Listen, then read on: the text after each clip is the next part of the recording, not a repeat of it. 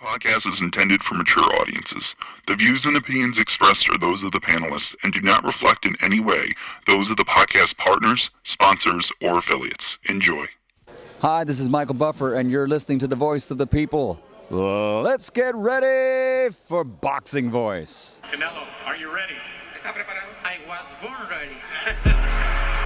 Considered by many to be, pound for pound, the best fighter in the world today.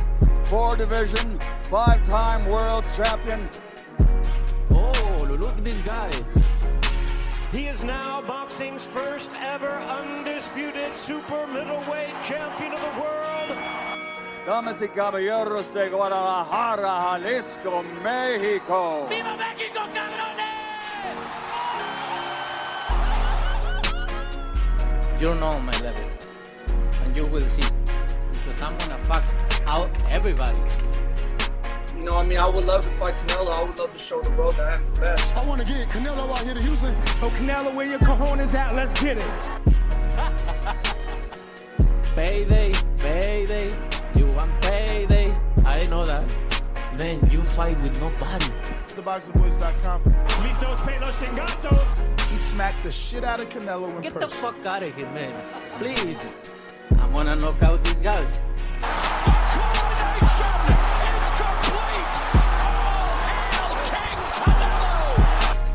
Mira, en este momento puedo hacer lo que yo quiera, ¿no? Saul Canelo Alvarez. SDS Promotions. That's funny? You think that's funny? A little bit. Canelo, are you ready? I was born ready. Considered by many to be, pound for pound, the best fighter in the world today. 4-division, 5-time world champion. Oh, look at this guy. He is now boxing's first ever undisputed super middleweight champion of the world. Damas y caballeros de Guadalajara, Jalisco, Mexico. ¡Viva México, cabrones! You know my level, and you will see, because I'm gonna fuck out everybody. You know, I would love to fight Canelo. I would love to show the world that I'm the best. I want to get Canelo out here to Houston. Oh, Canelo, where your cojones at? Let's get it. Payday, payday, you want payday. I know that. Man, you fight with nobody. TheBoxingVoice.com. Listos, pelos, chingazos. He smacked the shit out of Canelo in Get the person. fuck out of here, man. Please. I'm gonna knock out this guy.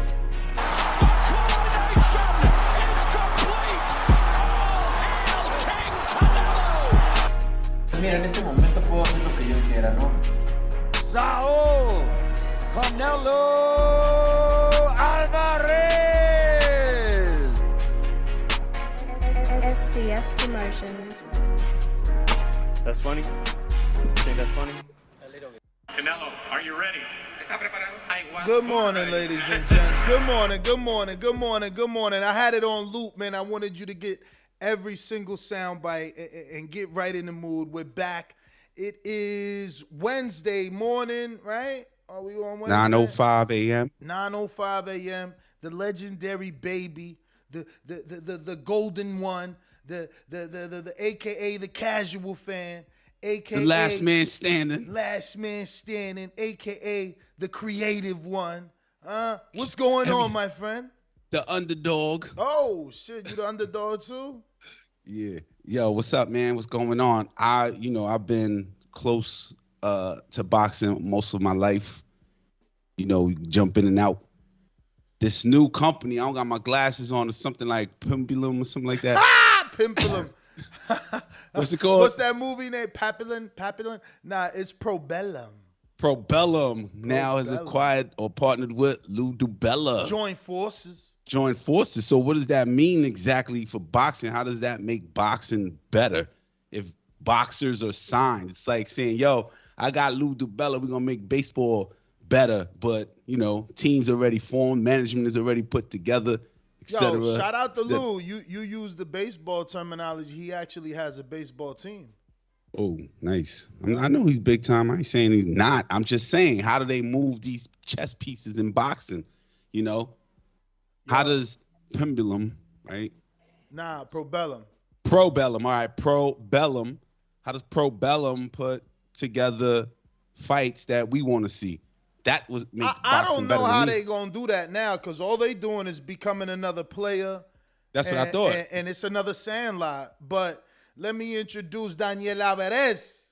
He doesn't like the compound pronunciation. He just likes Alvarez. He doesn't like Alvarez. But what's up, my man? Alvarez. That's how he wants it. He wants it like that. Nah, bro. You know, just Alvarez. You know, See? just Alvarez, simple. not Alvarez. Yo, but what's up? It's early over there, man. You good? Super. You getting used to it? I'm definitely getting used to it. I ain't gonna lie. Man, you're a military man, bruv. Yeah, but you gotta understand as long as you know me, I've always worked the graveyard shift. So my body's not used to waking up at fucking 5 in the morning, 4:30 in the morning. When you're used to going to sleep. Yeah. Yeah, so I get it. Yo, I got a good morning cash app from Anthony Johnson 3 days in a row. Let me go ahead and ring the alarm. What we gonna do? I'm absolutely unbelievable. Thank you, Anthony. Thank you. Absolutely unbelievable. 3 days in a row sending that good morning cash app. So, fellas, man, quickly, what do you think Lou DiBella joining forces with Probellum means? And then we'll move on to the second half. What do you think it means? Because I'll say this for Cash Wheezy, a.k.a. the casual fan of the panel, for those just joining and don't really understand his role. You know, he loves the sport. He watches the sport. But if you don't come across his radar, he don't know who you are. So that being said, I'm sure you don't know that Probellum does not have a network. They're just like some sort of management company with money, signing everybody. Richard Schaefer's associated with them, if not the president. There's heavy rumors that they are MTK Global rebranded. There's official documents stating that the Probellum trademark was owned by MTK. So the rumors, again, of this just being an extension of MTK are out there. But MTK Global and Probellum, neither one of them have television. And I believe Lou DiBella needs television for his fighters. Correction. Okay. MTK Global does have television. They have ESPN Plus. What deal did they strike with ESPN Plus? They have a deal. They have a deal with ESPN Plus. Hence why every single MTK show is well. Again, rumors are stating that MTK and Probellum are the same, but Probellum hasn't been on the ESPN that I've seen. I quick Google search Probellum and I got the Progress fight versus McKenna, super lightweight in Dubai. On what TV? That's what I'm trying to find right now. Exactly. But where's that fight advertised to be broadcast? Has it? I'm gonna go to their social media, Instagram, and see if they have it. I know it's Dubai, but we haven't gotten a television. So, in my opinion, I don't know. Yeah. MTK used to go straight to IFL. But but if you noticed, I was never able to watch those because of my location. Okay. So you weren't able to watch IFL in Vegas? Because not their MTK shows that they would like broadcast live. No. Wow. Because I of my was location. able to watch it because I remember, I think Melissa Odessa fought on one because it was Havoc, Uncle Dre's car. Havoc, Andre Rozier. Yeah, no, I wasn't. But March of 2019 is when MTK struck a deal with ESPN. It was a multi-year deal that brought MTK events exclusively on ESPN platforms in the U.S. I got Hawk in Maryland with the Good Morning TBV. Ayo Ness, the boxing voice #1. Good morning. Cash App from Hawk. Shout out to you. Yo, so this promo code comes up and it says live broadcast. On which TV can I watch the live broadcast of the Regis Progress versus Tyrone McKenna fight? ESPN Plus popped up as like a cookie or some shit, like a promo on this webpage, but this is not telling. They got deals with ASX and with the Fight Network. But where is that ASX? Like, I've never heard of that. Isn't ASX the same company that does the tickets? I got they app. Like, if you buy a ticket. That's AXS. Is that what y'all saying? Yeah, AXS. Okay, I thought y'all was saying ASX. I don't know, but I'm on their social media here. Let's get some of these beautiful Lou DiBella quotes. Lou DiBella says, Probellum is the only business in the market with the vision and strategy to change boxing on a truly global scale. Change is coming, and we're ready to go. Lou DiBella. How could Probellum change boxing? I don't know, man. That's the first question that came to mind. Well, look. They have Regis. The way they could change boxing, they got 4 cards this weekend. Mm-hmm. What other Probellum? What other? Who? With who? Nobody I know. And where can I watch? That's what I'm trying to figure out right now. So this shit is starting from the grass. They pushing Lou. Look at Lou looking like a superstar. Yo, I thought Lou won Grammys and Emmys and Oscars on that photo that was sent. Yeah, every accolade, like he won film festivals. Yeah, look shit. at this. Promoted or co-promoted countless number of world champions. Juanman Marquez, Regis Prograis, Sergio Martinez, Jermaine Taylor, Bernard Hopkins, Amanda Serrano, Amir Khan, Paulie Malignaggi, Andre Berto, Leo Santa Cruz, Daniel Jacobs, the Miracle Child, Deontay Wilder, the Browns bomber, Gary Russell Jr., the Phenom, and Jermell Charlo, the nearly undisputed champion, Errol Spence, the unified champ, and Mickey, Irish Mickey Ward. Now that is a resume. But yeah, this sounds like what my man is saying in the chat. Marco, another network we got to pay pay-per-view for. I don't like none of these fighters they're signing. Am I interested in? You know, they got to do so much to jump on my radar. They signed O'Hara Davies. Like, I don't know what's going on with Probellum. But I'm being told by Big Fish Vega that we can watch Probellum on their website. Yeah, so I forget who was on their first card, but I just remember there was like 4 fights on at the same time. There was like a DAZN show, an ESPN Plus show. Bruh, they got nobody but Regis on their roster that I'm interested in. Like I'm scrolling through this IG, and I'm just like, they got work to do. They got work. They got to make these guys popular. You know what I'm saying? Like Charlie Edwards, I see. I don't know. Oh, they got the Casemiro fight. Didn't he just get arrested, or were those rumors? I don't know, bro. I don't know. Yo, but the difficulty. Oh, they signed the heavyweight Ivan Dyko from down here in Florida. Yo, I remember Keith Thurman's interview talking about watching the fight ESPN Plus and not knowing how to even get to it because it ain't obvious going on ESPN and then it shows it. You got to go on the app. You got to hit plus and stream it from your iPad to your television. At least I have to do it that way, or open up a URL on my smart TV and as if I'm on a computer. So that shit kind of takes away, you know, Well, I mean, from boxing. That shit don't add. It makes it much more complicated to find, you know. See, and that's what I was explaining to people. You yourself, Kaz, you know, you old, but you're not that old, right?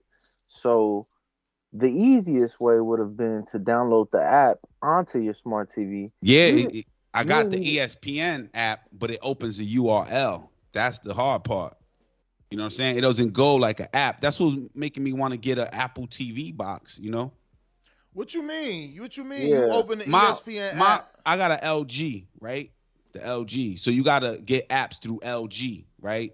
Not like on your iPhone, you got the App Store. On your Android, you got the Play app, whatever. Yeah, market. Yeah, right. So my television is like that. It has its own LG App Store. It had DAZN. It has ESPN. But to get ESPN, I have to open a URL. You follow? It's never a box, and it's never just the icon click on and go like YouTube, you know. That's whack. Right. So, and my TV was $2,800 2 years ago. You know what I'm saying? So imagine TVs that have to do the same shit. But that's what know? I'm saying. Nowadays, every smart TV comes with an Android ready. Like almost every smart TV is Android, and all the apps is there. Plus the market is there. Like, you know, maybe I have to download that instead of LG. You know what I'm saying? Yeah, I mean it's an LG thing. They could be trying to again like Probellum, like every promoter have their own market and make you go through them.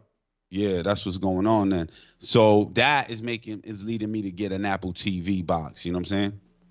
I mean, you could always just get an Android, you know. What you mean? Like one of them Android boxes, and don't spend the money on a new TV. Keep your TV. No. Apple TV is just a box. Yeah, I know. Yeah, He talking about the little receiver. Yeah, the little box. Didn't you have that? Yeah. I have like 2 of them shits in the drawer, man. I've been stopped buying them because, again, all the TVs come with that now. Like, the only thing separate from that and Apple is the fact that Apple has its own network. It's like Tidal, so they got their own shit. But they ain't popping like that to make me go pay for Apple too. I already got Hulu, Netflix, HBO, Showtime. Like, the fuck I'm going to go get Apple for? Wait, you got HBO, Showtime through a stream only? Yeah, I pay the $10 a month for the apps. Yeah, that's what I'm thinking about doing, man, because my cable bill is like $260. You know what I'm saying? Yeah. And I don't even watch cable like that. I'm always on YouTube. Yeah, and what you got, the triple play still? Probably. It's like $260. Nah, that shit, you don't need that no more, man. That was the back in the day shit. Yeah. I cut the cord only a year ago, so I ain't that far ahead of you. Yo, I've been contemplating cutting the cord for a minute. Just not certain. I don't know anybody who gets pay-per-view through an app and get able to watch. You could buy your apps. You could buy your pay-per-view through Showtime. You buy your pay-per-view through Fox. But I'm warning you, and all my listeners, Fox is horrible. Danny, get the mic off your beard, man. You're killing us. Yeah. Fox is, you pay for the pay-per-view. You can't get no rewatch. It's there. You watch it instant, and then it's gone. Poof. You can't record it. No. That sucks. Yeah. You need That's only way you can record is with a DVR. Those days is gone if you cut the cord. So if you're trying to watch it again, you got to buy it again? Yes, unless it's Showtime. Showtime lets you have it on demand. So there is options as far as like, I have Hulu, but I don't even know as far as Hulu if they offer like the DVR option. But I know YouTube TV offers a DVR option. So but there's no fights on YouTube. No. But YouTube TV is the same. You could download your everything is now the same. Enrique, Prime. You could get your Prime through your HBO through Prime now. You could get your HBO through Hulu now. Like everything is a provider. So I could get it through YouTube. Yeah. Oh, so that's gonna be my source. So I also could get Showtime and ESPN Plus on my YouTube TV. I'm more than sure you can. So that's what I'm gonna look into because I've been thinking about the box, the Fire Apple Stick. box. Oh, okay. Now people told me get the Fire Stick, but then Probellum. Is that an app like DAZN? I don't know what Probellum is, man. Back to that. They've been signing this shit. I don't know what they is. The only Probellum stuff I've watched has been streamed for free on their website, And granted, it was only like 2 experiences, but I had no issues with the stream, no issues with nothing. So not many people were watching. I got like 1 or 2 fights I'm gonna watch. I know they got Donaire, so I watch when he fight. I'm gonna watch the Prograis fight, and I'm waiting for the Foster fight. But I don't know who Foster's fighting, and that's what I'm saying. Like, they need to make these dudes popular. So if this dude beats Foster, who I can't pronounce his name, it's like Yakubov. If he beats Foster, then I'm gonna follow him. But I don't know that dude. You know what I'm saying? Let me screen share. But I don't know this dude. But I do know Foster. I know. Oshaki's been waiting for his spot for a minute. He been wanting a shot at Chris Colbert and other 130 pounders. He never was able to get it. He's a WBC silver. He just got bumped in the rankings up. So Probellum came a knocking. But he's also a Lou DiBella fighter. So, I thought Probellum came a knocking. But all the while, they had a plan. And which brings me to my second topic. What does this mean for Devin Haney and Kambosos now? Like, where does that put these negotiations? Does all his business have to go to Probellum now? Good question. Yeah, and that also makes me wonder, was the deal from Dubai that Eddie Hearn was speaking of, was that a Probellum? Oh, the Middle Eastern offer? The Middle Eastern offer that he spoke about for Haney and Kambosos? Correct. I mean, I guess, but why would Eddie be doing... Well, I guess, okay, they could still make Eddie the offer. I don't know. I mean, they could, want to stage it, right? Mm-hmm. If they're bringing the money, that would facilitate a potential deal for Eddie, So that was like the first thing I thought of. I was like, I wonder if Lou and Probellum was in talks. So Twitter is giving Lou shit for being part of the Daniel Kinahan documentary. And this is Lou's line. We're very much the Wild West, and we always have been. And when you're the Wild West, you're going to expect that there are going to be gunslingers coming into town. So he says, we've always very much been the Wild West, and when you're the Wild West, you can expect gunslingers coming into town. Doesn't sound like he's siding with anyone or shunning anyone, singling out anyone. So it doesn't come to as a surprise to me that he's doing business with Probellum, who, again, some believe are just a shell company of MTK, who, again, have, serious rumored allegations of a connection to Daniel Kinahan and his checkered past. So I don't know. They're trying to shame Lou. Like, now you're with the company that you talked about. But again, this line doesn't seem like he said anything other than what we say here on this show every day, that the sport is the Wild Wild West and anyone can come into it. And I don't think he was saying anything disrespectful or anything of malice. I mean, it's just the truth. If you come across some money, you can become a promoter. You can put on your own shows, and if you make enough noise, you might get some TV time, You might be on Fight TV. You might start on something like that. But eventually, if you keep chugging away, I'm sure you'll get somewhere in this sport, just like everyone else, right? So, I don't know. Have you guys? Well, I'm sure both of you are on Twitter, but did you see the pre-pro with the, the Twitter heat Lou's getting? Nah, I didn't. Oh, I saw that, but I thought it was in relation to Probellum. Yeah, exactly. Because now you just mentioned somebody's name. The Mob is available for viewing. That's what I'm reading right now. Yeah, well, Daniel Kinahan is allegedly associated with some sort of mob. Right. I didn't watch the doc, but yeah, you can expect mob and boxing to be connected, right? That's like history in the history books. Yeah, they said the mob was involved back in the day. Right.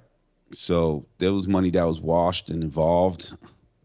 Mm-hmm. That's what the documentary was accusing MTK Global of, money laundering. Right. That's crazy. Mm-hmm. That's all I can say because I don't know much of it. They made it clear that the fighters that were using the facilities of MTK Global, they showed, improvements, in skill and just overall career, had progressed. So, that's the plus. It's good. Yeah, it's good to note that, just changing someone's environment, giving them the necessary things they need, obviously will optimize and get the most out of that fighter. Right.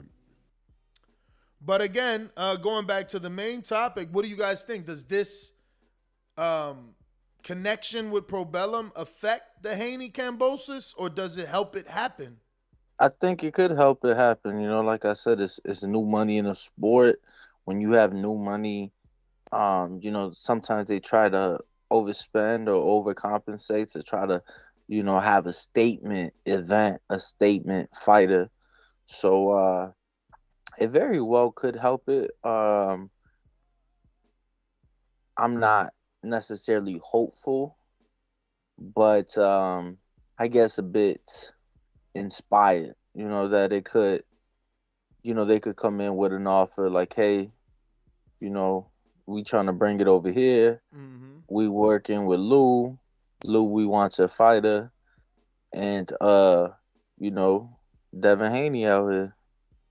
I'm with Danny. I feel like new money, new noise, and like dollar signs, hence Teofimo and Trilla, but this would be bigger than that. They want to make a statement, and it'll be used as, like Maestro said, an investment. So all eyes on us, Probellum hosting the Devin Haney Kambosos fight. But I still want to know, where would it be viewed? How, Do they then now have to partner up with someone else big? Because the easiest for me is Showtime, pay-per-view, or Showtime Network. They need a TV. And the Zone. I don't care how much noise they make, and you need a television network with all those fighters. Right. Right. And So some kind of show as well, If they continue to do it on their website for free, would that not work for you, Nuss? I don't think that it'll ever get the views of traditional boxing because it's on their website. Like, right. No one knows Probellum.com, and they could never market it to the level of Showtime.com, to the level of HBO, to the level of ESPN. Those are household names. They've been in the sports broadcasting and just television business for ages. So right. Perhaps Lou brings Probellum to HBO, and HBO boxing is back. I hope, because that's what Lou used to do with HBO, and maybe they bringing him on for that. Maybe they're gonna release an app, but again, it would be the same difference. John Skipper was associated with ESPN, and now this motherfucker is associated with Marlark Network, Marlark Media, which is a podcasting fucking, I hope he comes a calling me. You know what I'm saying? John Skipper stepped down from DAZN, still's a chairman and a shareholder, but he stepped down to do his own thing on Marlark Media. And,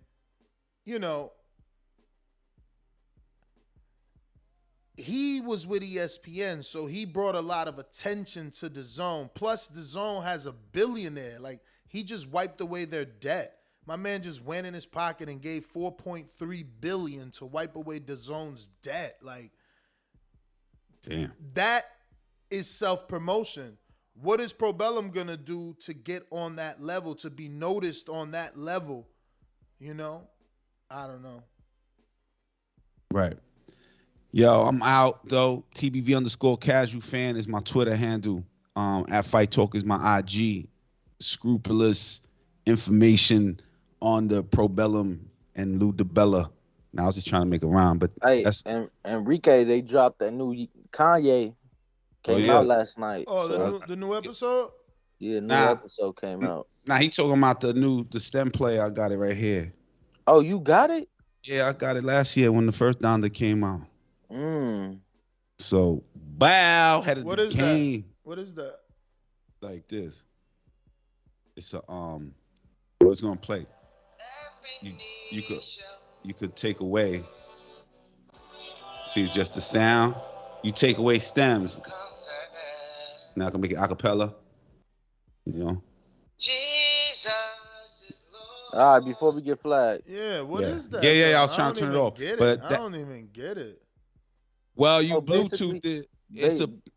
Go ahead. It's a STEM player, right? So it's like Kanye created his own player, so his music will only be released through that, and you could like change the song up and create your own remixes live while it's playing. Like you could, so stems. So basically, he got his own Patreon and shit. Basically, he whack for that. How you just go? Like, it ain't a Patreon. It's more like a device. But you said his music only gonna be released on that device. Yeah, for now, that's what he's saying. Because he said that, you know, technology has changed the music, the artist's way of making income. You know what I mean? Put out the music for free, and the artist was like, face was part of the device, and it was like, that's it. So the more the song played, the less they got. Then, you know, shit evolved into like Apple and giving more money and Tidal giving. So if like, let's say I listened to Willie Colon a bunch this month, $2 of my subscription from Tidal goes towards that artist. You know, like, so the most played artist on my Tidal, $2 of my subscription goes to that artist, and you're able to track every month. That's brand new. So Kanye feels that that's not enough, so he created his own, you know, his own thing. This STEM player. So look now, so that's his thing, right? So he retains 100% of the revenue. Right. So he generated 2.2 million in 24 hours from selling 11,000 units. You follow? 2.2 mil in 24 hours, 11,000 units of that STEM player. They said you would have to sell 220,000 copies of a $10 album to make that amount, and that's before the labels take their share. Right. Sometimes when you sign, 5 people eat before you get fed. You know. No, I hear you, man. I hear you. I mean, look, he's next level, so you know he's gonna get a percentage of his following to go to wherever he directs them. But well, what was that number, Danny? He sold how many? 11,000. 11,000. If you sold 11,000 units as a record, you wouldn't even be considered like a successful artist. But that's $200 though. No, I get it, but I'm saying to get 11,000 people to come up with $200. Oh, that shit costs $200? Yeah. Oh, wow. So you ain't even paying $10 for his album. It's you paying also like $200 for his album. It's also like a fidget thing because you fidget with it. You know what I mean? Like you could do things as you play music. Dog, I don't want to fidget, man. Give me my back. So Enrique, let me ask you. You say you bought that when they dropped the first Donda album? Yeah, before it, when it was first announced. Yo, why when I watched that episode, I'm like, oh shit, that was his mother name. I ain't even know that was his mother. That's crazy. Name. Yeah. That's his mother name. So now that with the new album, does it automatically just go on there, or how do you get it on there? Yeah, well, once you connect this, it opens up like when you connect your iPhone to your Mac or your computer. Mm-hmm. It opens up. Same thing. It opens up the STEM player platform, and you could copy stuff from YouTube and put it in there, and have break it down in stems. Y'all got to run though. But I put it down after the Donda. I just opened it up now for Donda 2. Donda. Yo, you wildin', Peace, man. $200 for a fidget, man. I'm going to fidget your face, man. Get out of here. Go get yourself one of them fucking, what's them things called, man? You know what I'm saying? The stress balls? Stress ball, fucking a wrist strengthener, something. My man said $200 for a fidgety. You crazy, bruv. Dudes out here wildin'. Yo, Kanye wildin', man. How you gonna charge you for that shit? $200 for his album. I must have misunderstood, man. That shit don't make sense. That's like somebody saying Ness is wildin'. How he gonna charge us on Patreon to be a that's extra. I still do my show free. What I got on Patreon is extra. Like, you charging me for your album you marked it up. You marked it up. The way y'all making it seem, that little shit costs $200. No, it ain't the way we making it seem. That's what it costs. But it goes back to the same thing yesterday when UK Rob is saying Devin Haney. You can't say what the next man is charging. Well, that's nothing. why he only sold 11,000 units. I don't give a fuck how much money it made. No. Don't get two things confused. You either a platinum selling artist and you sold over 1 million, or you not. I don't care what the revenue generate. That's your wallet. But historically and statistically, it's about units, and you only moved 11,000 as Kanye West. You only moved 11,000. Like, how many followers he got on Instagram? That's not even 10%. Like, I don't care fuck if it was 200 or 500. You only got 11,000 people to spend that. I thought you had more influence than that. I promise you, because you get millions of us to buy your $200+ sneakers. You know what I'm saying? So obviously that idea wasn't as great as his sneakers. And ain't nothing wrong with that. I'm just saying, to each his own. That's a lot of money for some music. I'm sure I got his album on iTunes, don't I? I'm about to check right now. Did he change his name and shit? Is it just Ye, or is it Kanye? Or is it Mr. West like in the documentary? Nah, it's Kanye West. Look, man, I'm just saying.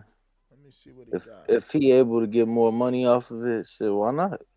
You might be right, bro. He might not have Donda on this bitch. He might have did what Jay-Z did. Oh, no, there you go, Donda Deluxe. Is it a second one? There's a lot of them. I got Donda, Yeezus, all his shit right here for $10 a month on iTunes. So he tripping. Don't pay that $200, y'all. We still got it right here on iTunes as part of our subscription, man. He wildin'. See, and Enrique got it when they dropped the first Donda. To be honest, I'm just now finding out about it for the second album. So, bruh, and I ain't know about it till this very minute. That's what I'm saying. As popular as he is, he only got 11,000 people to fucking pay attention. But small world, because Enrique was one of those 11,000. But anyway, back to this topic at hand, man, because I want to open it up to the phone lines. You know the number to call in, 1-425-569-5241. Press 1 one time. Voice your opinion right here on the Voice of the People hotline. Don't forget to add Nestor Gibbs on Skype to be part of the conversation. Also, you can just click the link in the live chat right now to join the Skype conversation. We want to know, do you think that Lou DiBella joining with Probellum, does it help Haney and Kambosos' situation, or is it going to affect it in some sort of way? What is your final thoughts on that, Mr. Alvarez? No, I definitely believe it could help it. I hope it helps it, because obviously that's the fight I want to see. I guess we'll have to wait and see. The signing of Lou was just announced yesterday, so I guess we'll see what comes of it. So, like I said, it makes me a bit more hopeful, because I was for sure like that. Yeah, that fight's not happening next. Yeah. Well, I hope that it does happen. That's for sure. I hope that this does help. And not only do I hope that it helps Lou with the Kambosos Haney fight, I hope that it helps the rest of his stable. He's got the gold medalist, heavyweight, Bakalov, who is 6-0. He's got Stephen Big Shot Shaw, undefeated heavyweight. He's got Jerry Forrest. He's got so many fighters that need TV. And hopefully this money that Probellum brings, the attention that Probellum brings, the Richard Schaefer being a part of it, the marketing, hopefully that helps Lou progress in this sport. And in terms, it would mean for us better fights and good fights. No, absolutely. And just different opportunities, right? You know, we saw it when DAZN came on, you know, spending big bucks and wanting to do a lot with, you know, entering the boxing market. So hopefully it just brings those opportunities that we haven't seen, just more opportunities, have more of a variety. So. Yeah, it looks like we might get Albert Bell. He was scheduled to be on at 9:30, but then Yeah, I was talking to Vic yesterday, and I told him that we could get his guys on before their Fight TV Atlanta card this weekend. So Rob is asking, why does it help Kambosos Haney?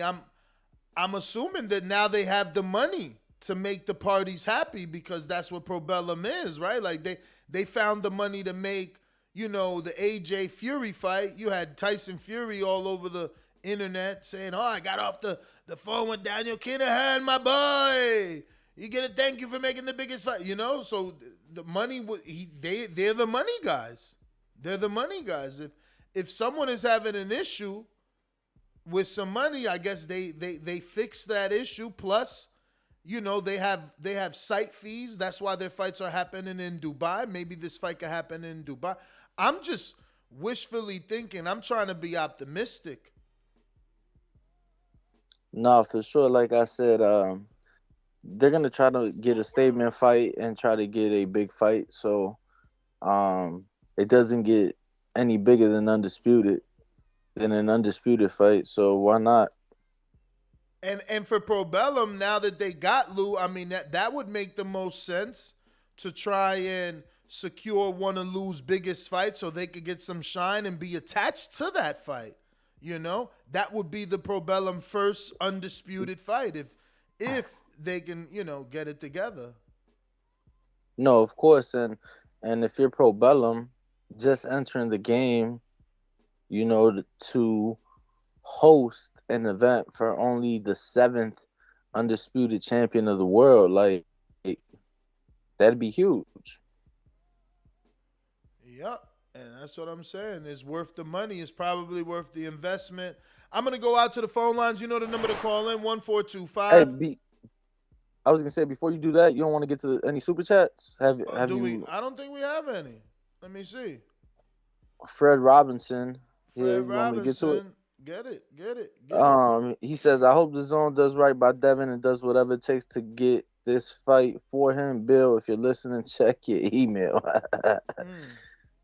They're in Hawaii right now. I don't think he's checking emails right now. Oh, Bill in Hawaii? Yeah, they're all in Hawaii for Six's birthday. Yeah, but look who we got, Ness. He jumped on? My boy jumped on. Albert Bell, how are you, my friend?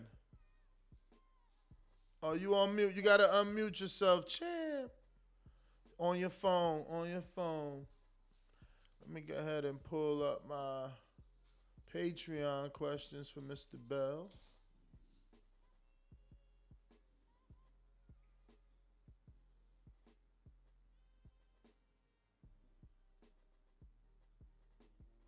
You got it? Nah, we still can't hear you. Yeah, you on mute, bro? Nah. He might want to jump back in. Hang up and jump back in. Yeah, that's weird. Yeah, try hanging up and getting back on the call. See if that does it. I think he already jumped out. He just froze there though. That's why.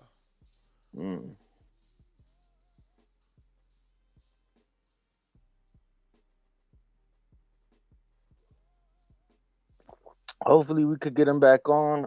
Albert Bell. Here we go. He jumped back on there. There we Mr. go. Bell, mic check.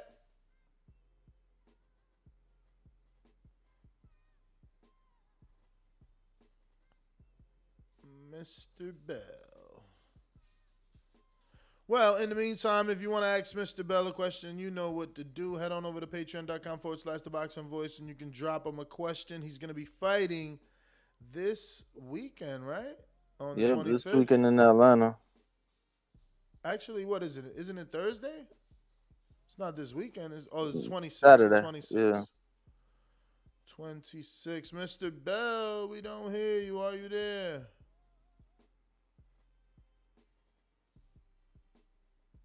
He must not have service. That's what it got to be. I don't know. But I'll put it in the YouTube chat nonetheless. If you want to ask Albert Bell a question, feel free. And he's back. Let's see. Can we hear you? Still, Albert. Damn, still nothing. Nah. Say it's on. Well, he must got a droid over there. What's going on?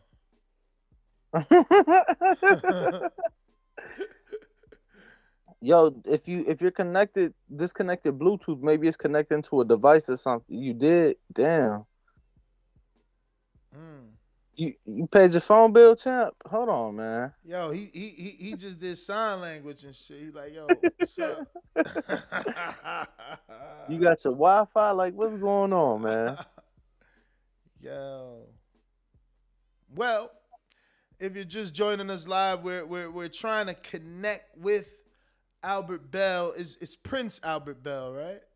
Prince Albert Bell. That's right. You know, for those who aren't familiar, he is a 130-pound contender. He had that major upset on the Tyson Fury, Tom Schwartz undercard, beating Andy Vences. I caught that at a plus 850. That was probably like my second or third biggest win. Damn, that's a big win. $100 made you $950. Yeah, so yeah, that was a come up. Yeah, that was a nice little come up. You know, he was with Top Rank. There was talks to try to get him the fight with Gabe Flores. You know, so hopefully we could get him on. He has a fight since becoming a free agent. His first fight. I think he's back, but we still don't hear you. What in the world?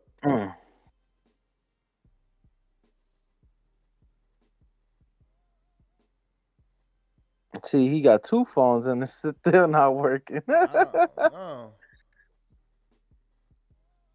mean, we hear each other. I don't know. He on with two different ones. I know, that's what I'm saying. It gotta be an internet issue then on like his end. I don't understand.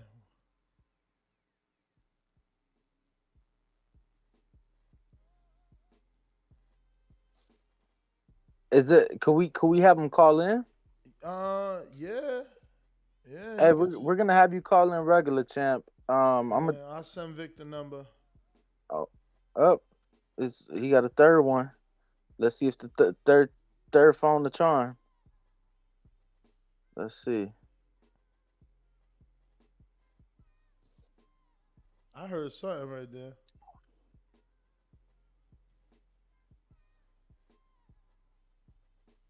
I heard something too. Hold on, which one was it? But I sent Vic the number, Mr. Bell, so you could just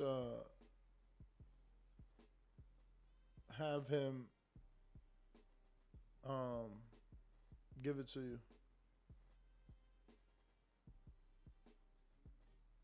That's crazy. Technology, man. Yeah, it's not easy. But in the meantime, I'm gonna just get to some callers here. I got James Payne in the building. What up?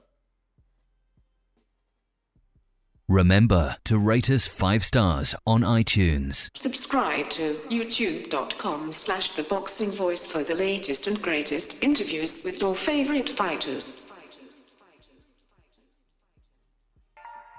James Payne is my name, partner, how about you? Standing on my property and I'm gonna see about you.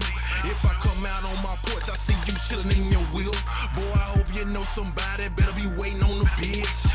James Payne, baby, see me pissing on the post. Damn, Mr. Payne, hold on. Looks like we got Albert Bell on the line. Mr. Bell, what up? What's going on? Man, we hear you now. Man, about time, God. Got me juggling with the phone. Yeah, man. I don't know, man. Apologies with the technical difficulties. We would have loved to have you on video, but we know it's fight week, man, and we wanted to get you on right before your fight. You out in Atlanta. February 26th is going down, man. What could you tell us about how you're feeling, how camp was, and just going into this fight? Everything been good. I'm feeling great. I'm knocking the last couple pounds off and going through my final steps of preparation. Camp was good as always. It's been a longer one because the fight's been canceled. So I've just been in the gym from one fight to the next. So everything good, and I'm just ready to finally get back in the ring Saturday and do what I do best, win.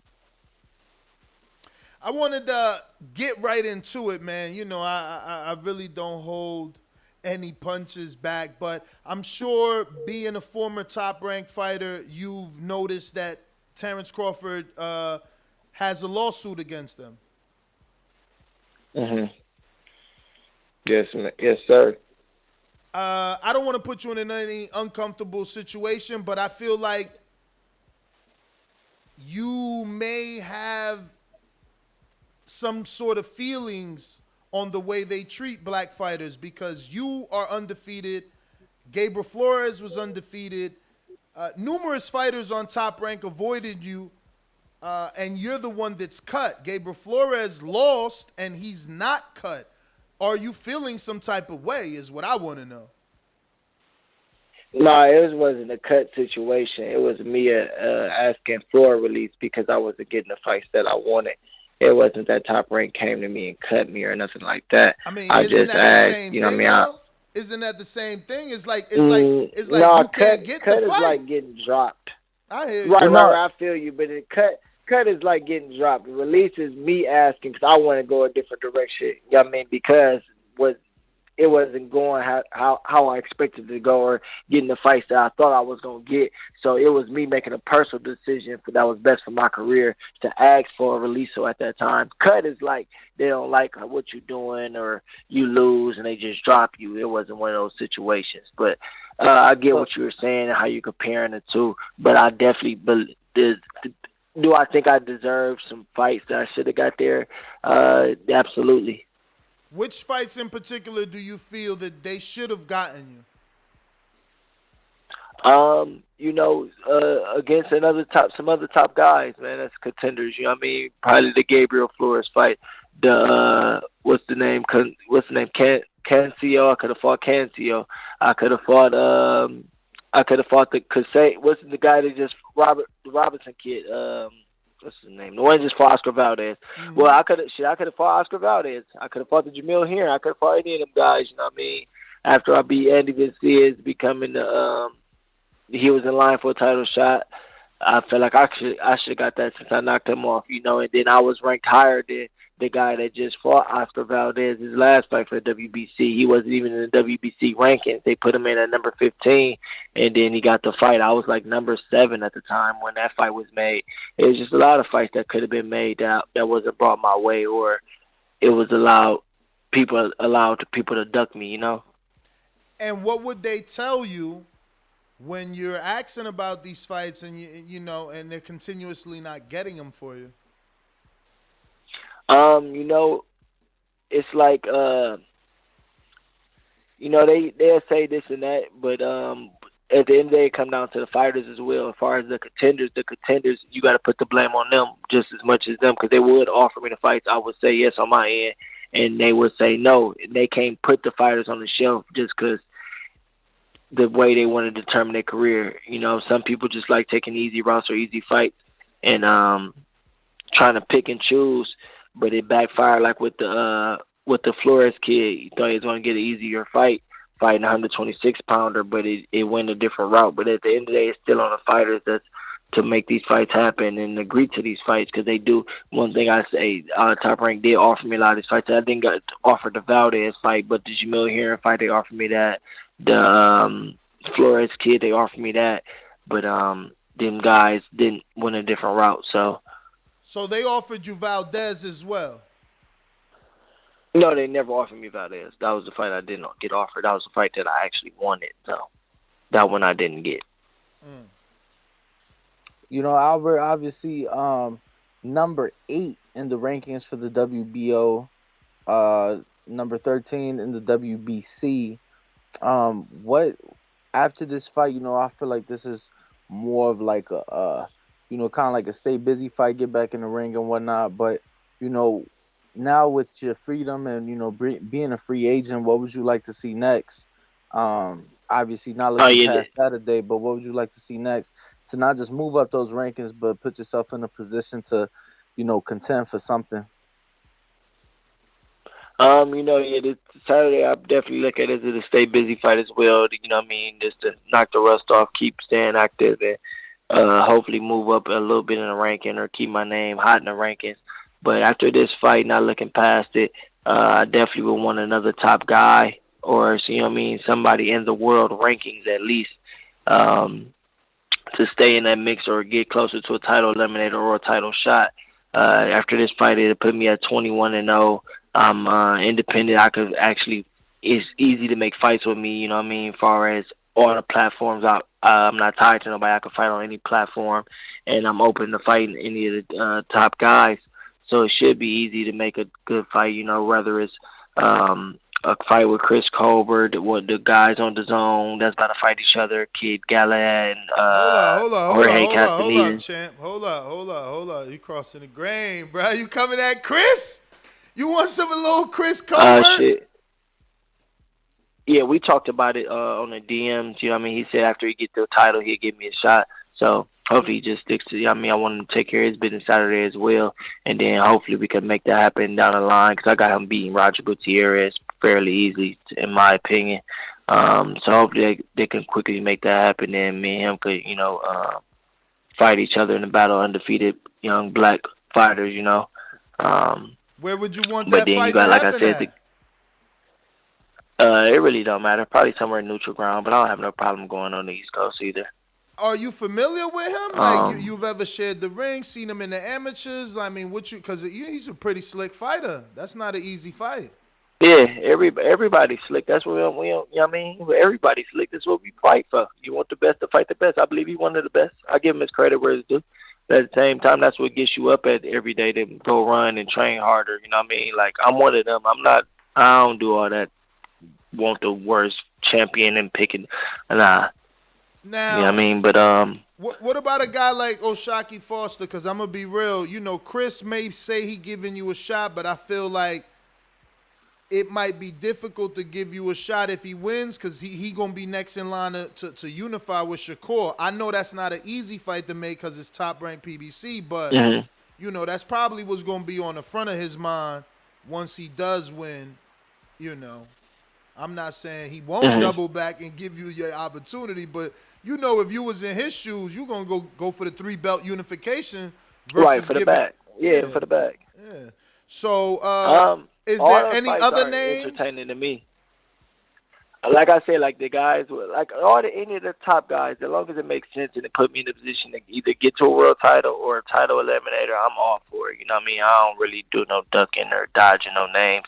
I know mostly everybody got dates right now, so I'm just trying to take care of what I got to take care of. Then, you know, we had come to the tables and figure out what we need to figure out as far as who, what, where, and why.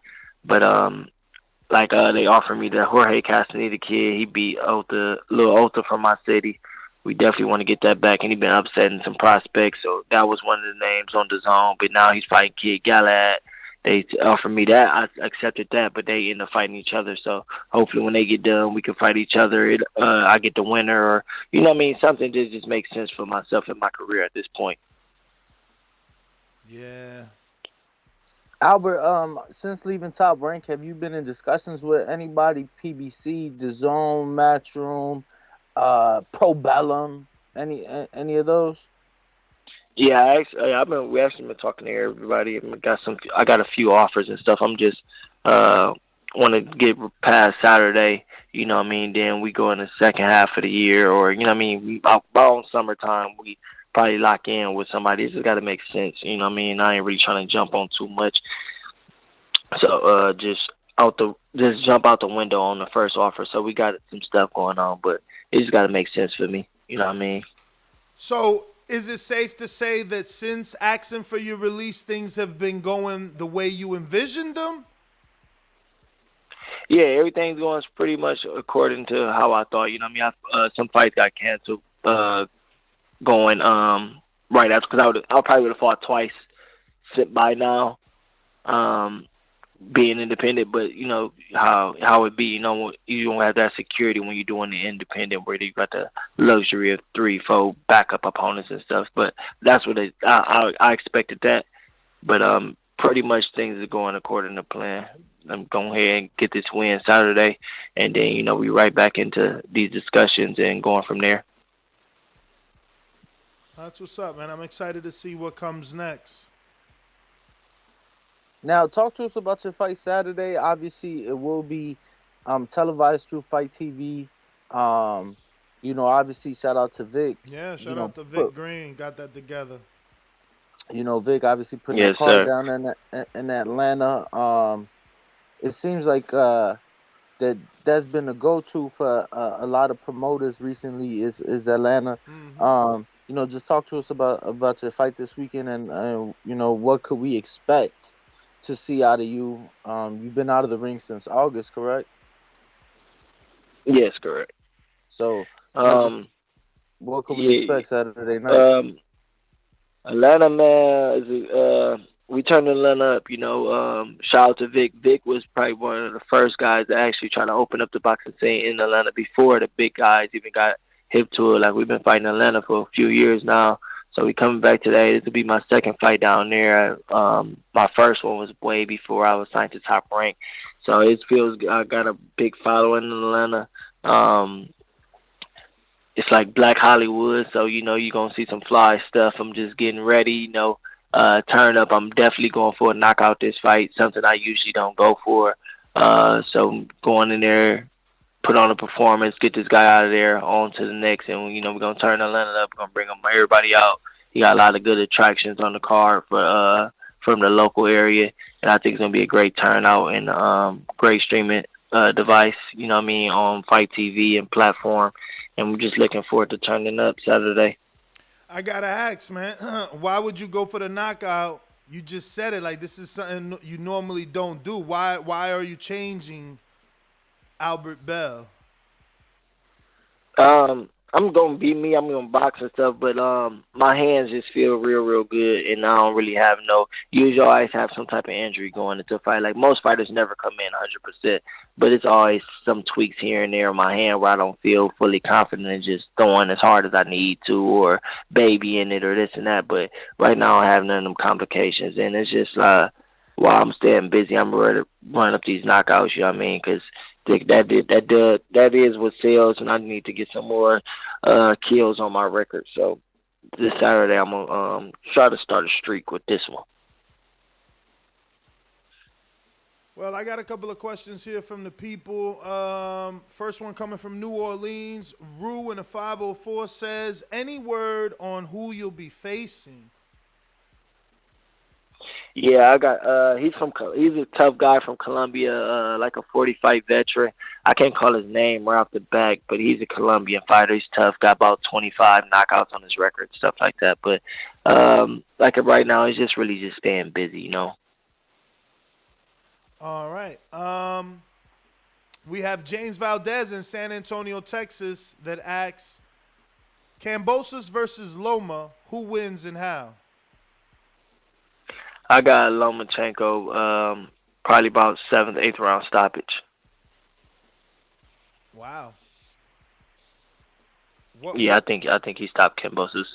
Kambosos is a good fighter, but I got Lomachenko. I think it's just too much for him to deal with, and the height difference not too much, and he's not a big guy, so somebody around the same size as Lomachenko is just a straight up fighter like that throws a lot of punches, gonna open up a lot of gaps for Loma to pick, and I just think he's too much for him to deal with.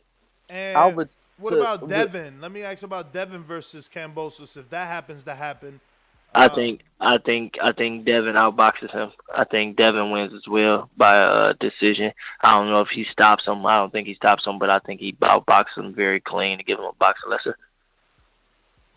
Now, Albert, you shared a training camp with Lomachenko, correct? Talk to us about that. If I'm not mistaken, it was in preparation for his fight with Nakatani, or was it the Coleman fight? No, it was the Nakatani fight. I was the chief sparring partner for that camp. It was a great experience. We had good work like every day. We'd go at it. We'd get some real good work in. He does a lot of things that you have a strong mental for, or he'll break you down. So, and you gotta have your mental got to be equally as strong to put some mental pressure on him. And it's a lot of things that you really can't too much share, but it was great work and a great opportunity, and we got major rounds in and went back and forth and had our days with each other, and it was great work and a great experience. I love to go back to camp with Loma anytime. I learned a lot with him. How do you think Devin does versus Loma? I think it'd be a good fight. It's with Lomachenko, you got to be in like your best shape that you possibly could be in. Devin's long and good box, got a good jab. Loma is gonna do a lot of things to put mental pressure on him and let his hands go. It'd be a good fight. They both my guys. I got both respect for them. I wouldn't pick a winner, but it'd definitely be a good entertainment fight. Tank Loma. Tank Loma. Tank always got that factor of that one punch knockout power.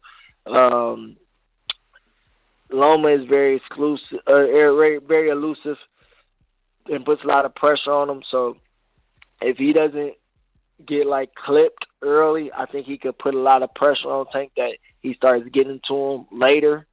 It's one of those pick-me fights. It's definitely a 50-50 fight. Just to be on the safe side and say that I give it a 50-50 fight, and it could go either way, determine on what happens early. All right, well, Mr. Bell, those are all our questions. We want to thank you, obviously, for giving us an opportunity to get this interview with you. We know it's fight week, so you got your mind focused on the big win, but we appreciate you coming on the show, letting the world know a little bit about yourself and your upcoming fight and how they can watch it. If there's any tickets available, how can they purchase if they're in that Atlanta, Georgia area? We should have some tickets at the door, hopefully. If not, you click the link in my bio. It takes you to the app, or you could purchase them through Cash App, through $Pause Boxing, have them emailed to you. And any of the fighters in the local area that's on the card, they can also pull up and get them from them. And please give out your social media. You can follow me on Instagram at Albert Prince Bell, Twitter at Albert Bell 419, and on Facebook at Albert Prince Bell. Yo, tell Vic I say we got to get that verification, man. That blue check at. We working on it. Oh wow. They got me one on one of the sites, so now they got to get me on the gram. I don't know what they faking for. Once you get that belt, they're going to want to check you up. Watch. Yeah, it's all good. We ain't tripping about that. We certified, not verified. We ain't tripping. Yo, I see you heavily into fashion, man. Oh yeah, you got to put that shit on. I mean, that's just everyday life, though. You know what I mean? Danny know what's up, but I don't know. I just always been like that. We like to look nice and stay fresh. That's just a cultural thing, or where I'm from. For sure. Hey, Albert, before we let you go, obviously I've reached out to him, but can you give us? I'm sure you've spoken to him. Can you give us just an update with Robert Easter? After what he went through, and just have you guys just anything he said, any updates? We've seen him posting, but I know you guys have that close relationship. Oh yeah, he just he good. You know what I mean? It's just all about the mental recovery now. You know what I mean? He's expected to make a full recovery. It's a very unfortunate what happened and what went down. You know what I mean? But that's life, and this how people play out here. He just gotta but he's all right though. He just recovering, man. He just gotta get his work on himself, get his mental back, and just just take it one day at a time till he's all the way back to where he needs to be. Prayers go out to him, thoughts go out to him. We be checking on him, up on him all the time. Right now, he's just chilling, enjoying his downtime, and just relaxing, man. For sure, Tom. Well, thanks again, man, Mr. Bell, and we look forward to getting you back on after your win. Thank man. I appreciate y'all for having me. Thank you. All right, Albert. There you have it, Thank ladies and gentlemen. Contender Albert Bell, live on the show. Another top-ranked fighter that asked for a release. Apologies to Bell and his team for assuming that he got cut. But no different than, Mikey, no different than Floyd, no different than Oscar, fighters that have to ask for the release, buy themselves out their contract because they feel they need to separate themselves from top-ranked in order to get the fights that they're seeking. And that's why I brought up the Terrence Crawford situation to him. It would probably do Crawford's lawyer good to reach out to guys like Albert Bell, who haven't been able to get those opportunities, especially as an undefeated fighter, man. It made no sense. But I'm going through my press release here that Probellum sent me in reference to the signing of Lou DiBella or the merger. And they keep talking about change and the fact that, boxing will be on all locations. So they're emphasizing the global market more than just the American market, how boxing has traditionally been kind of ran. Which is interesting, obviously. They've opened up their market in Dubai. I don't know that anyone is traveling out there to see these fights, but I'm intrigued to see what sort of change this quote unquote collaboration brings. Yeah, no, definitely interesting. Right now, it's like I said, starting tomorrow, they have cards 4 days in a row. Tomorrow in Canada. What's the Friday main in events Costa of those Rica. fights? Anybody we know in Say it any again? main event? Nobody I know. Wow. Nobody I know. Four cards but, around the world with no main events that we know. But again, we're only American. They're not catering to us only.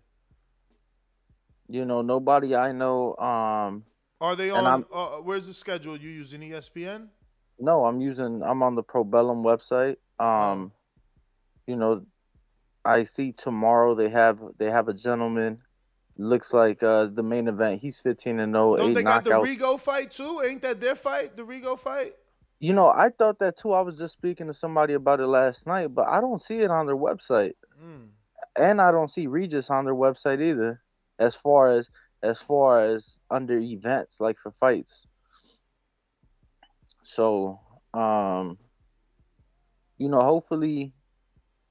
we get some bigger fights. They're just getting their foot in the door.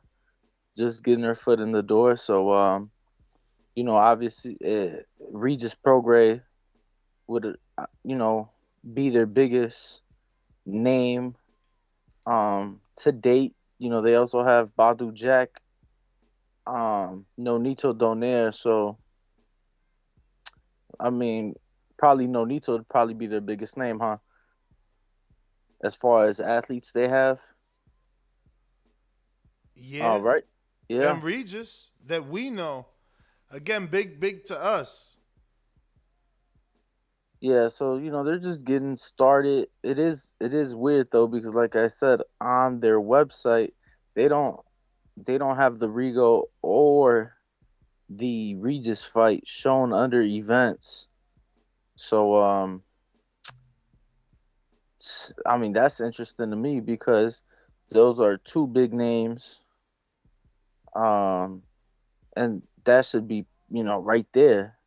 That should be right there on their website. So I don't know why it's not. I'm scrolling through their Instagram to see if they have like the fight post or something along those lines. But nonetheless, man, hopefully they come in with the big money and get a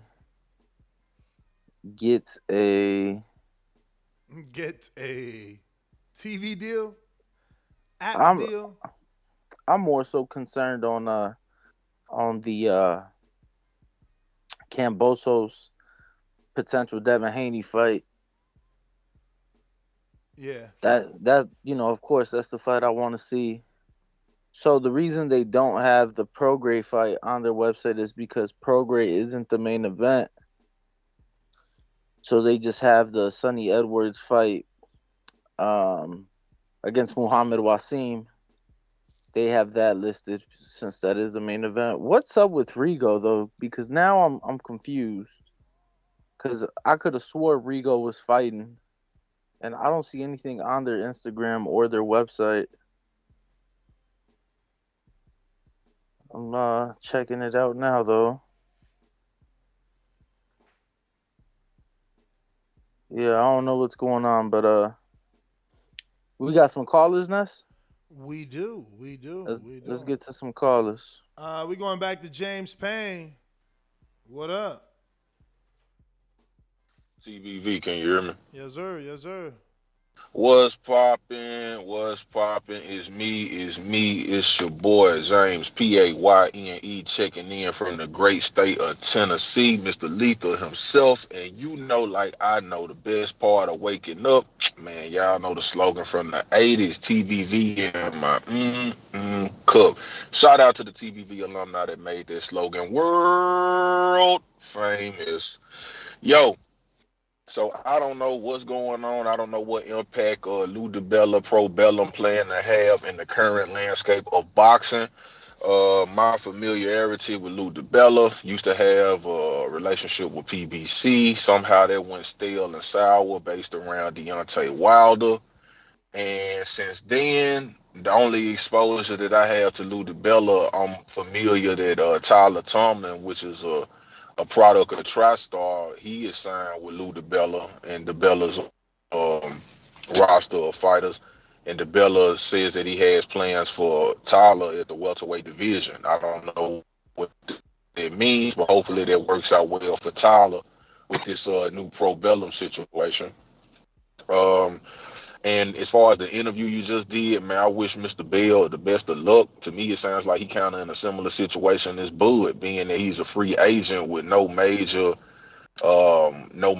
promotional affiliation. I mean, being independent seems like it has its advantages as far as contract negotiation, but at the same time, these dudes seem like the only people at the table that get to eat is they dudes. They gonna prioritize they promotional roster before they do business with some independent, and especially if you an independent fighter, that's gonna make these guys more scared to put you on the opposite end of they fighters that they trying to protect or progress. You know what I'm saying? So I wish him the best of luck, and I hope he can get a good deal, good situation, so he can keep providing for himself and whoever you may have you with him, and also continue to further his career, accomplish his dreams, because I feel like we all should have a shot at accomplishing our dreams.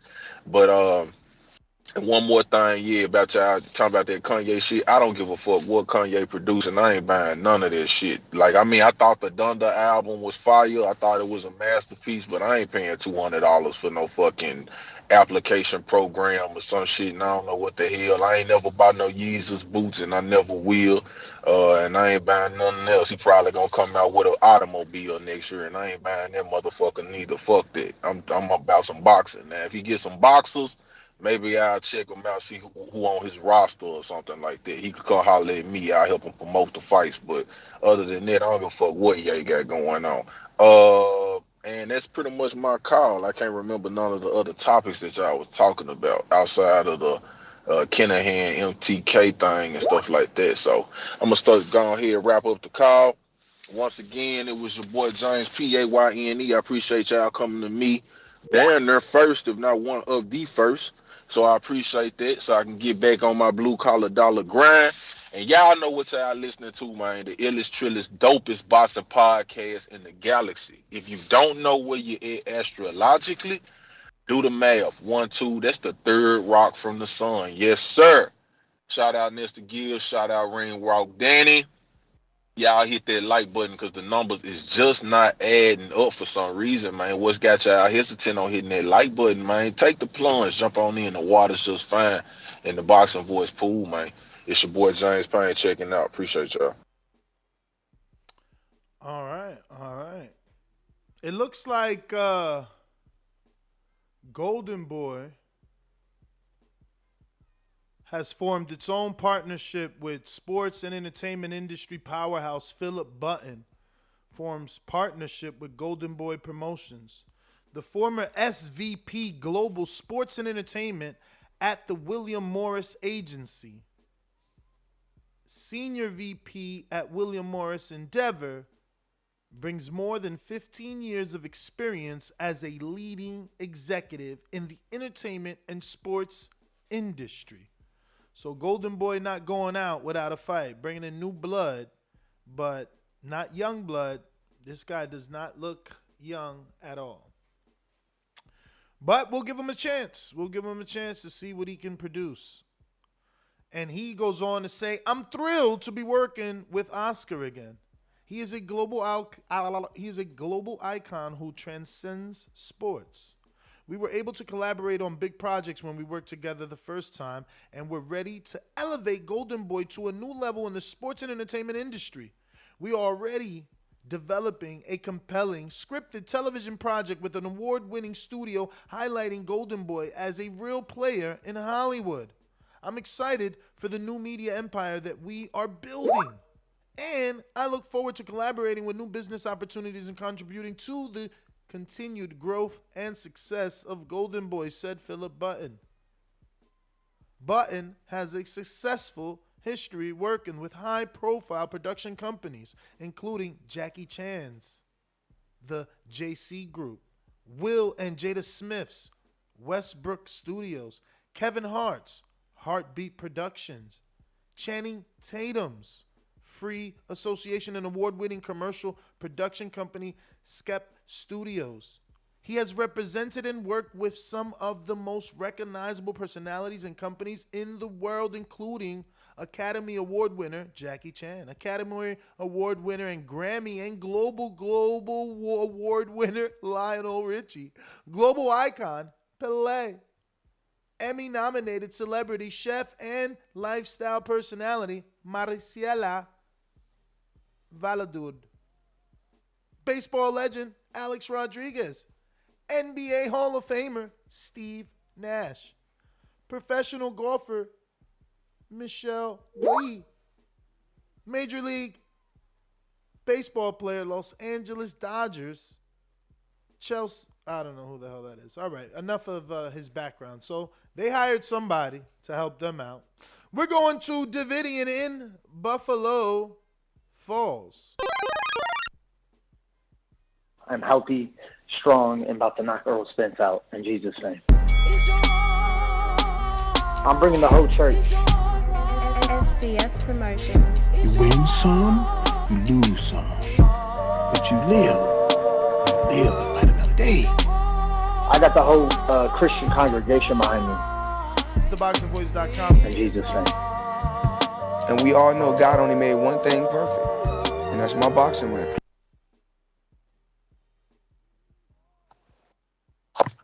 Hey, yo, Ness. You. Yo, can you come back to me? Alrighty then. Coach Myers, Connecticut.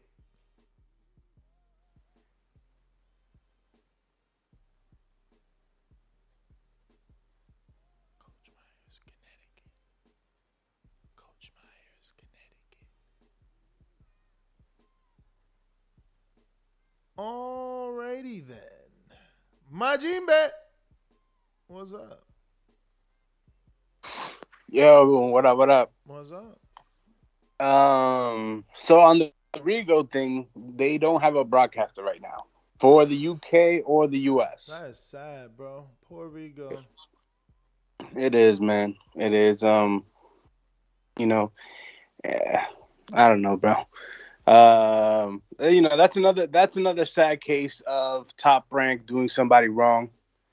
They have a ton of those. So, but yeah, man. On the Lou DiBella thing, I don't know. I mean, I don't want to say that I saw it coming, but he had worked in the past with Richard Schaefer. He's looking for somewhere to put his fighters. It seems like Probellum is, the new kid in town with, a lot of money.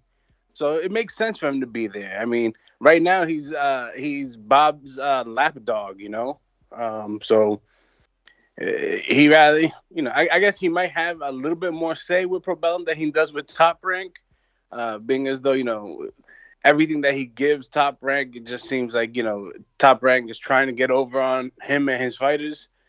So I don't know. I don't want to say it's a good move. I am interested to see what changes that they're going to bring. Hopefully it's not pay-per-view. Hopefully it's not another app. But again, him and Richard Schaefer, I'm sure they have enough connections that they'll be able to pull something together. So. But by something together, do you mean network, though? Yes. Oh, yes. wow. And I don't remember who was it that said the HBO thing, but I'm going to be honest with you. Ever since HBO cut ties with boxing, I cut ties with HBO. They have nothing I want to watch on there. If they bring boxing back, lies and blasphemy that you speak. Bro, come on. Besides The Sopranos and Game of Thrones, they just had after Game that, of Thrones, homie. Yeah, Game of Thrones, but it just ended a year ago. Like, I'm sure they got something else to replace that, because I have seen something there. I will have to pull it up, but I've seen. First of all, they got the John Cena thing. That's on HBO, the superhero movie. I don't care about that. You're a hater. Nah, bro, it's just the truth. I care. My life is too busy, man. I care about boxing and what I do with my family. That's it. So if they're not, piquing my interest with boxing, I'm not gonna support them. I have Showtime only for boxing. My time is limited, brother. I pick and choose what I can do. That being said, that's a good idea though. The HBO thing is very intriguing to me. Besides that, I mean, who else can they go to? CBS, maybe. But I don't know if they're gonna really give them the bag to go out and get these top level fighters. So, I don't know, man. CBS can't afford it. They need someone that's gonna give them budget money. Where's CBS? And that's what I'm saying. That it's not gonna be CBS. They're not gonna give them that. I don't know where they're gonna go. I don't know where they're gonna go to get a television. Yeah, I don't know. HBO. I mean, what about Fox? I don't see PBC doing anything with Fox right now. PBC doing anything with Fox? I mean, yeah, they can go to Fox, but again, how are they gonna sit down with Fox and be like, "Yo, we got 200 fighters, and 2 of them been shown on American TV, so your viewers are gonna love this shit." No, yeah, and they don't have a worldwide, interest. So Fox is definitely just U.S. based. I don't know, man. I don't. I'm trying to look at it everywhere I can, but it's just not. Besides the HBO thing, maybe it's just that I'm in love with the HBO thing. You know, bringing back nostalgia. I'm in love with HBO. They used to get it right, yo. Every fighter on there was doing $1 million plus on their regular TV. I don't know if the market would still do that. Everybody's we've been watered down. It's been spread everywhere. Like, we're everywhere, you know. It's so many different networks, so many different streaming services, so many different apps right now. I don't even know that HBO could do $1 million again. No, I don't know. I don't want to say all that, Ness. I mean, there was nobody better in building a fighter like HBO. But there was no one else out there, though. There was only Showtime and ESPN, bro. It's like ESPN was a Friday night fight, $25,000 budget. Like, no one could compete other than Showtime. So they was the first of all, they was first. Then the only competition they had was Showtime. They was the big dogs on the block. As soon as more people start coming on the block, they packed up their bag. They was like, we out of here. No, you're definitely right about that. But either way, nobody has done it like they did it, and that to me says a lot. You know, I don't know if it was just right timing, right place.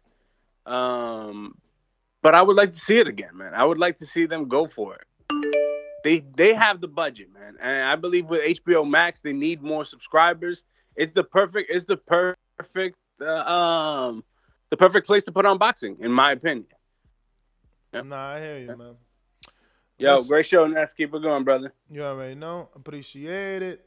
Pelayo, what up, Julio? Hey, what's going on, Ness? Danny. Up? Yeah, you know. What's up? I was really enjoying the conversation today, even though it was a little bit like mellow out. I do miss HBO. HBO, like the presentation when there's going to be a fight. I mean, I would have thought that the Zone would have started like showing a truck, like, hey, welcome to the Zone and stuff like that. But going back to that Probellum with what's his name, Lou signing with. I don't know. I mean. He does have a lot of boxers, but like you were talking about the network. I mean, they should just sit down with the meeting with the Zone and see if they can get a little bit of cash, start seeing fights there. Because I enjoyed the Zone. I have Showtime like you do, and I still have HBO, and I still haven't cut the cord because, I mean, you never know where boxing's gonna land. It could land on the Christian channel. Or it can land on MTV, and it's like it's everywhere. Like you say, boxing's everywhere. But I'm a big fan of boxing. I'm always like, I'm gonna support it wherever they go. But I don't know. It's hard to cut the cord because you never know where it's gonna land. You know. But great topic today. I'm out. All right. Yo, Adrian, if you didn't text me, I don't know you're fucking in there. Is that I got mad windows open, so I wouldn't. You know, if you don't make noise or text me, I don't know what's going on, brother. Good morning. Man, not too much. You know, just grinding every day, trying to get better. So Lou DiBella is with Probellum, and they're looking for a TV deal. I don't know that they're looking for one, but they definitely need to be with all the fighters they sign. And now that they have strategically partnered with Lou DiBella, he brings in a lot of signees or rather fighters that are already signed to him. So, yeah, I think that they would be in their best interest to get a television deal. I mean, how much money's behind Probellum, if you don't mind me asking? I know you know the number. Is there like a good amount where they could do an app like the Zone? No one knows. No one knows where the money's coming from. I don't know. Rob, I don't know. Because that's my biggest... They say that Probellum is just a shell company of MTK Global. So, I don't know. Because that's my biggest thing is like, if they got the money... Shit, they might as well do their own app if they can afford to put on the production. But what about the and marketing, make all the money? Though? What about the marketing? If you had the money, forget about them. If Adrian had the money, how do you make an app as popular as Showtime, as popular as ESPN?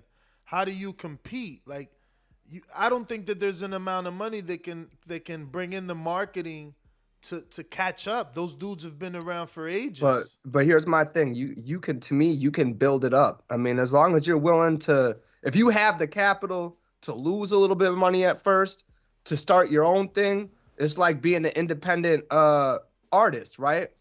It doesn't matter if I'm getting 90% of the money back every time. and I'm profitable, I'm making more money than if I'm with a major label. You know what I'm saying? It's just whether you have the capital or the money at first to start without that. Because let's be real, it's marketing, right? Most of our marketing and stuff for boxing, hey, Ness, how many fights have you dictated or influenced? You're on YouTube, bro. You know what I'm saying? And other platforms, but I'm just saying, it goes in line with the new marketing scheme. Like, if you had guys who were popular on social media, this and that, like, you could just market through that at this point. You don't need just TV, being really honest. I mean, maybe for the old school boxing heads, but at the same time, I look at it, if you have the money, if I had, let's say, Eddie Hearn money, right? And I had a big budget, I might try to be the sole proprietor and do like a Probellum thing all on my own. Now, whether they could actually afford to do it in the right way, it's how much money you got. You know, are you going to have an all-star cast? Like, what's his name was just talking about it being on HBO. Can you get commentators of that level? Can you get people of a certain level? Or let's be real, some up-and-comers would say they hire someone like you, Ness. You're popular. People know who you are. You know what I'm saying? I always think it's better to own your own business than it is to be a part of somebody else's or have a boss. You know what I mean? Mm-hmm. If you can control the whole thing 360 all the way around, and you can afford to lose the money at first and build it up, now you're getting all the money. I mean, isn't that what Dana White did before he sold the UFC? He had a partner, but at the same time, he let that shit struggle. He grew it to the point where it was big, and then he sold it.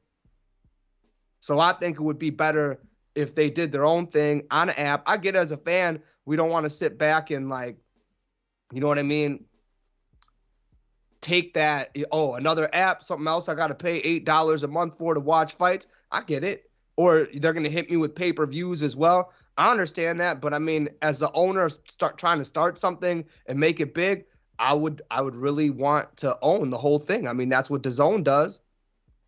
We're watching that. You're paying your subscription on that, right? Mm-hmm.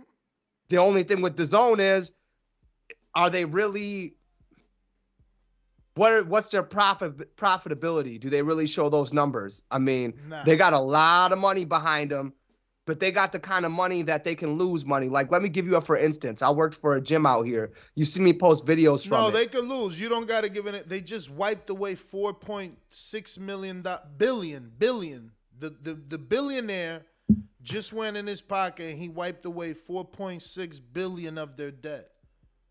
Right. So I worked for this gym. This lady owns a bunch of companies like cities. She's worth about $9 billion, right? Now, she ain't that billionaire, but I worked at this gym that lost $500,000 a year, right?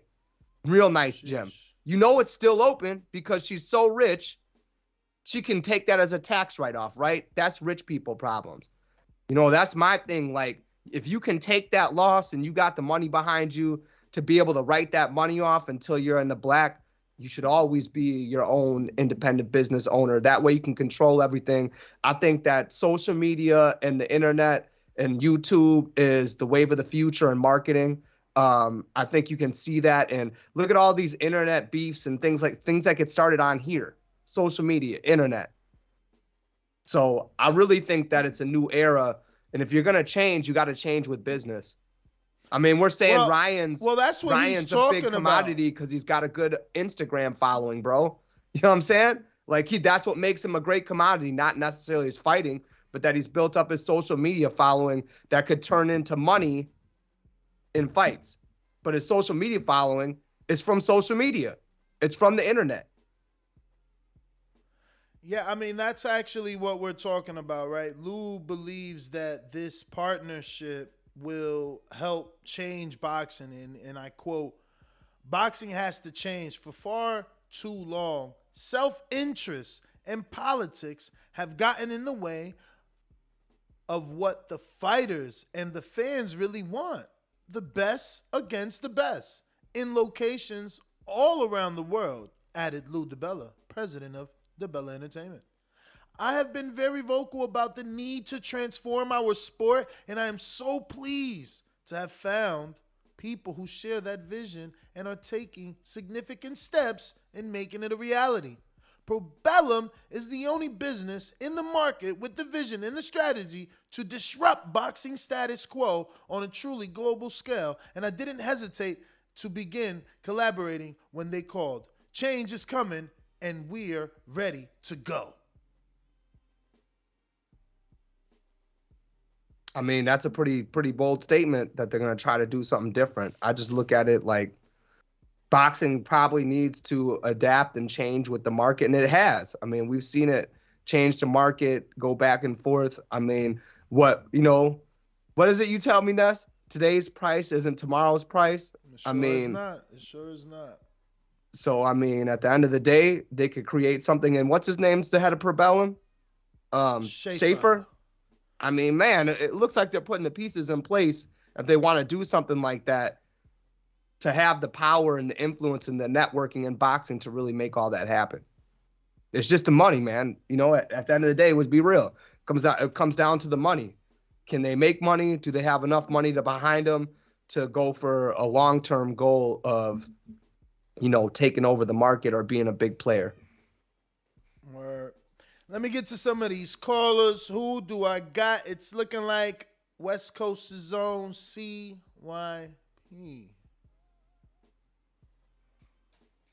What up? We got to get something official. Dana White was the face of the UFC. He was not the owner at all. The owner was the billionaire brothers, the Fertittas. Dana owned shares, which was 9%. He got $400 million of the $4 billion. Don't play yourself. A lot of times, people get confused by the faces and think they're the owners. No, he's not. We were having a debate before I wanted to get y'all in on it. People were saying Amir Khan did nothing at welterweight in comparison to Kell Brook. Now, I looked it up, and I'm like, well, Devin Alexander, 2-division champion and unified. Luis Collazo, 1-time champion. Julio Diaz, 1-time champion. Chris Algieri, 1-time champion.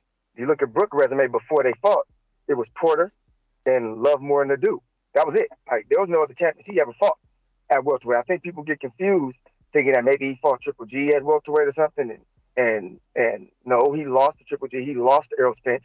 I didn't put Amir Khan's losses on there.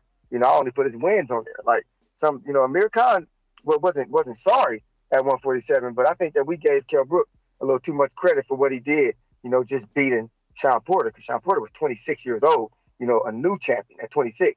And if anybody thinks the 26-year-old version of Sean Porter could have beat 30, 31, 32, 33, or even 34-year-old version of Sean Porter, then they just didn't watch Sean Porter. Sean Porter was still learning back then. But do y'all think that before that win, Kell Brook did more at 147 than Amir Khan did? Yes. I most certainly do. The win over Porter is just a better win, man. Fuck. That version of Collazo, and see, that's why watching the fights is important. That version of Collazo, I expected so much more. I was so disappointed. Collazo was fighting with his hands down, bro. I don't know if anybody remembers that fight, but he literally was walking Amir down with his hands by his side. It was such a disappointing, pitiful sight to watch a dude that worked his way into that shot give it up so easily. Julio Diaz dropped Amir Khan bum ass. And Julio Diaz was like a fucking career journeyman at that time. It don't matter how many times champ he was. When he fought Khan, he was a tune-up and still dropped Khan ass. Again, that's why you got to watch those fights.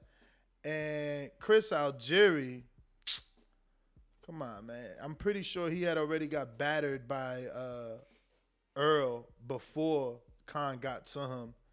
I ain't even going to check that. Devin Alexander, same thing. He got destroyed by Porter before Khan got to him, I'm pretty sure. But since I got this one here, I'll check that to make sure. Yeah, and I was right. He literally lost to Porter. And if anybody watched that Randall Bailey fight, that shit was a rough fight. You know what I'm saying? That shit was a rough fight. That's why they gave him the Lee Purdy fight. And that shit almost got out of hand, until he got the stoppage. He went in there with Porter, lost that belt right there to Porter. Comes back versus Jesus Soto Carras. Goes 12 with Carras. Another journeyman, only to lose to Khan. But again, you had to have watched those fights, man. I take that Porter win for Brook as a way better win than anything at welterweight that Khan did, bro. I think, let me double check Khan shit too, because I think he fought Carlos Molina. I remember he brought my man up, man. Khan a little cheater, man. He was an A-side. Let me see. Carlos Molina, they fought at 140. And if you check Carlos Molina, he started his career lower than that, and that was his first fight at 140. I'm telling you, Khan was out here on some A-side shit. I mean, but he almost did get a Floyd fight, man. I mean, it's not like he was doing that bad. I mean, you got to do something decent. He ain't never get a Floyd fight. No, he did. He didn't get it, but I'm saying he was tried to put in himself talks. in position. It was trying to put him in there, in position to get that fight at the time when he was doing some of the stuff you're talking about.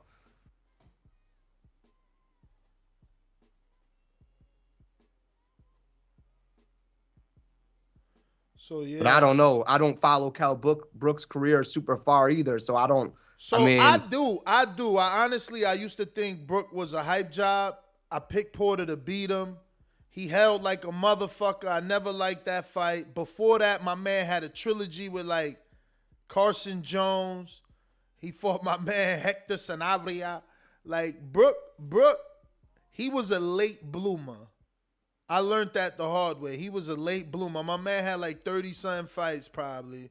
How many fights this dude? Look, he had 40 fights right here. So I'm telling you, he probably had 30 fights before he started fighting anybody. He beat Sinchenko, who Paulie went to the Ukraine and beat first. You know what I'm saying? So that ain't saying nothing. Like I said, he had a trilogy with Carson Jones, who's an American journeyman. Like my man never even, no disrespect to Carson, but I'm probably right in saying he never even won a regional. You know what I'm saying? Damn, so basically he probably went over there. Did you watch the fights? Hell yeah. I mean, was it a close fight? Was it like almost a draw the first time around? Carson Jones broke his jaw or nose in one of them shits. That's why they had to have them rematches, man. Carson was out here making a name off Kell Brook's face. You know what I'm saying? I like I said, I never believed in Kell. I always was like, yo, this guy, man, this guy. And then when he got the fucking Porter shot, you know, he made me eat my words, obviously, because he beat fucking Porter. But then he went on to bro, he fought nobodies after he took that belt. You know how Matchroom do. Look, he beat Porter. He already fought nobodies. And no disrespect to none of them dudes, but we all know none of them dudes was like, the names I know, y'all don't even know. Like, again, Vashilav, Sinchenko, people don't know. Carson Jones, they don't know. Hector Saldivia, they don't know. Matthew Hatton, they know. Rafael Djakovic, y'all ain't gonna know. You heard CYP, who's really good. He called in and said, love more than do only.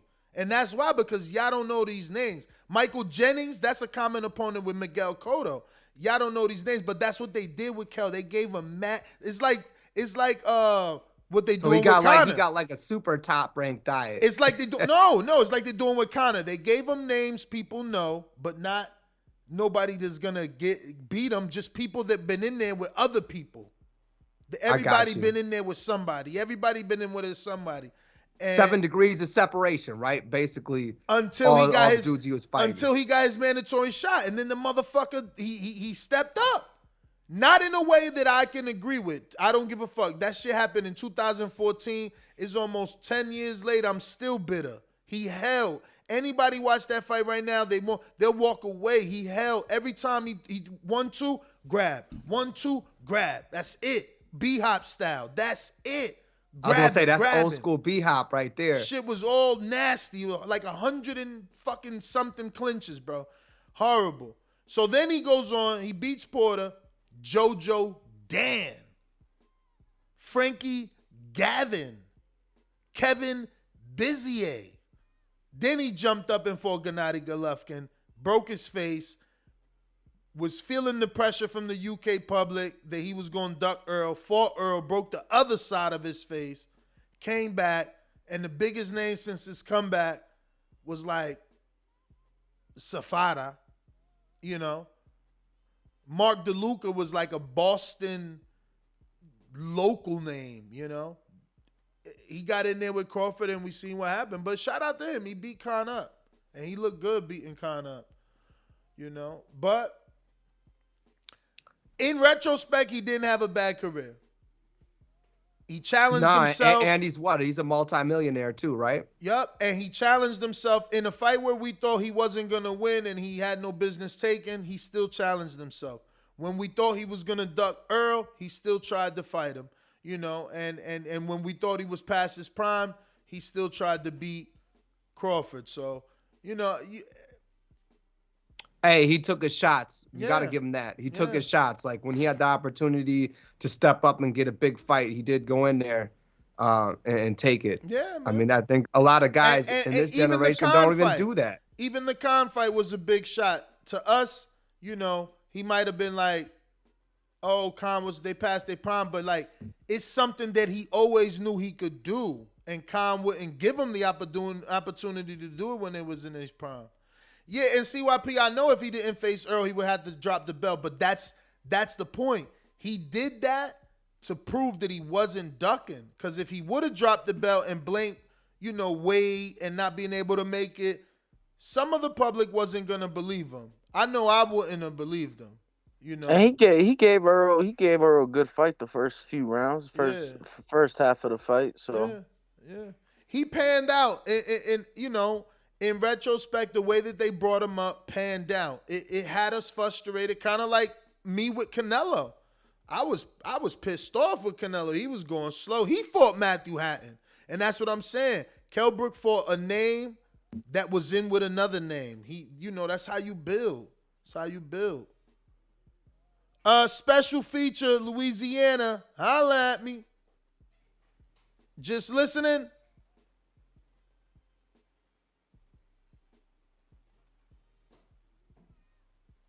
All right. I got Brandon, Cincinnati. Hello, ladies. Anybody that knows me know I've been a player, whether it was in Alabama, Ohio, or anywhere around the globe. TheBoxingVoice.com. I've been smashing Telly Swifts, man. I didn't have to become a millionaire to get that caliber of woman. One of the people's choices, one of the fan favorites, a guy that can galvanize this crowd such as myself. He's too ugly to be the world champ. The world champ should be pretty like me. The AJ of trucking.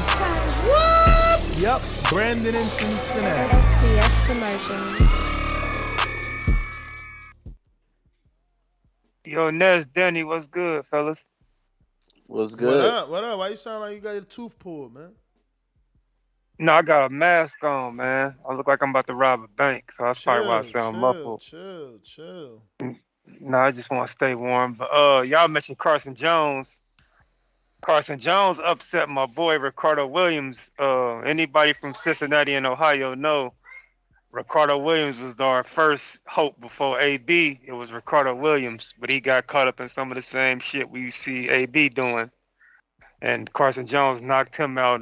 My boy wasn't the same after that. So Carson Jones is a pretty tough guy. He's a journeyman, but he fights tough. So yeah, but it ain't worth having a trilogy with, bro. Come on, or a rematch with. Like, he the only dude I know had a rematch with Carson Jones.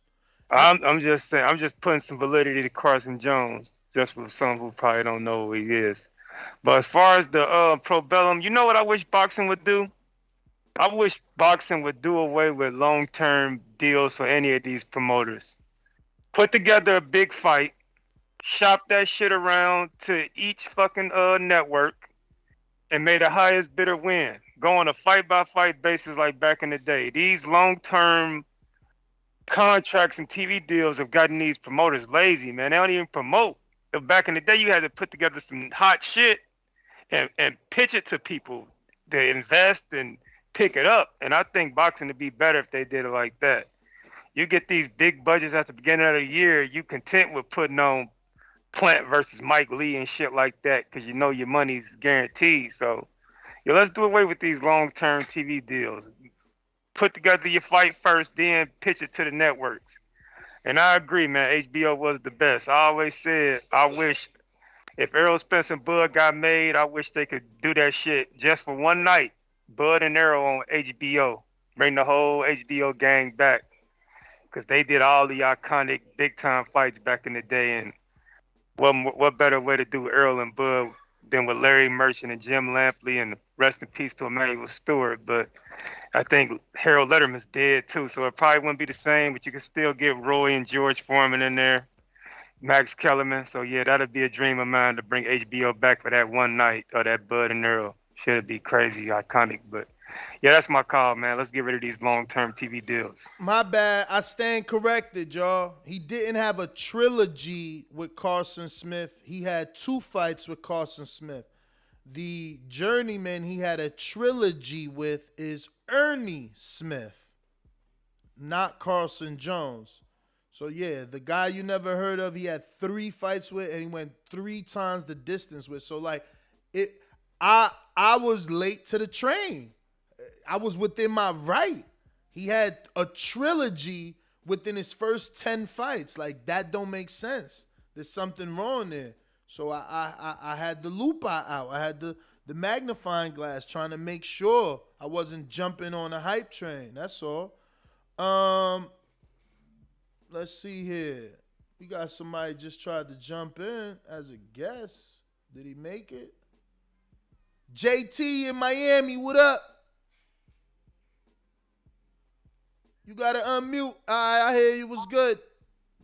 First of all, you're the godfather of this. You're the godfather of boxing, podcasting. Anyone that crosses you, they disappear. You're the man, never a hater, always an appreciator. Just calling in to give you your blessing, your flowers. I don't think enough people do. And just enjoying the show as always on the road. And when you're in South Florida, I tell you, I come see my boat houses. But I love the show, Ness. Thank you so much. All right. What part of South Florida? You in Miami? That shit's so far. Yeah, I'm the guy that did the.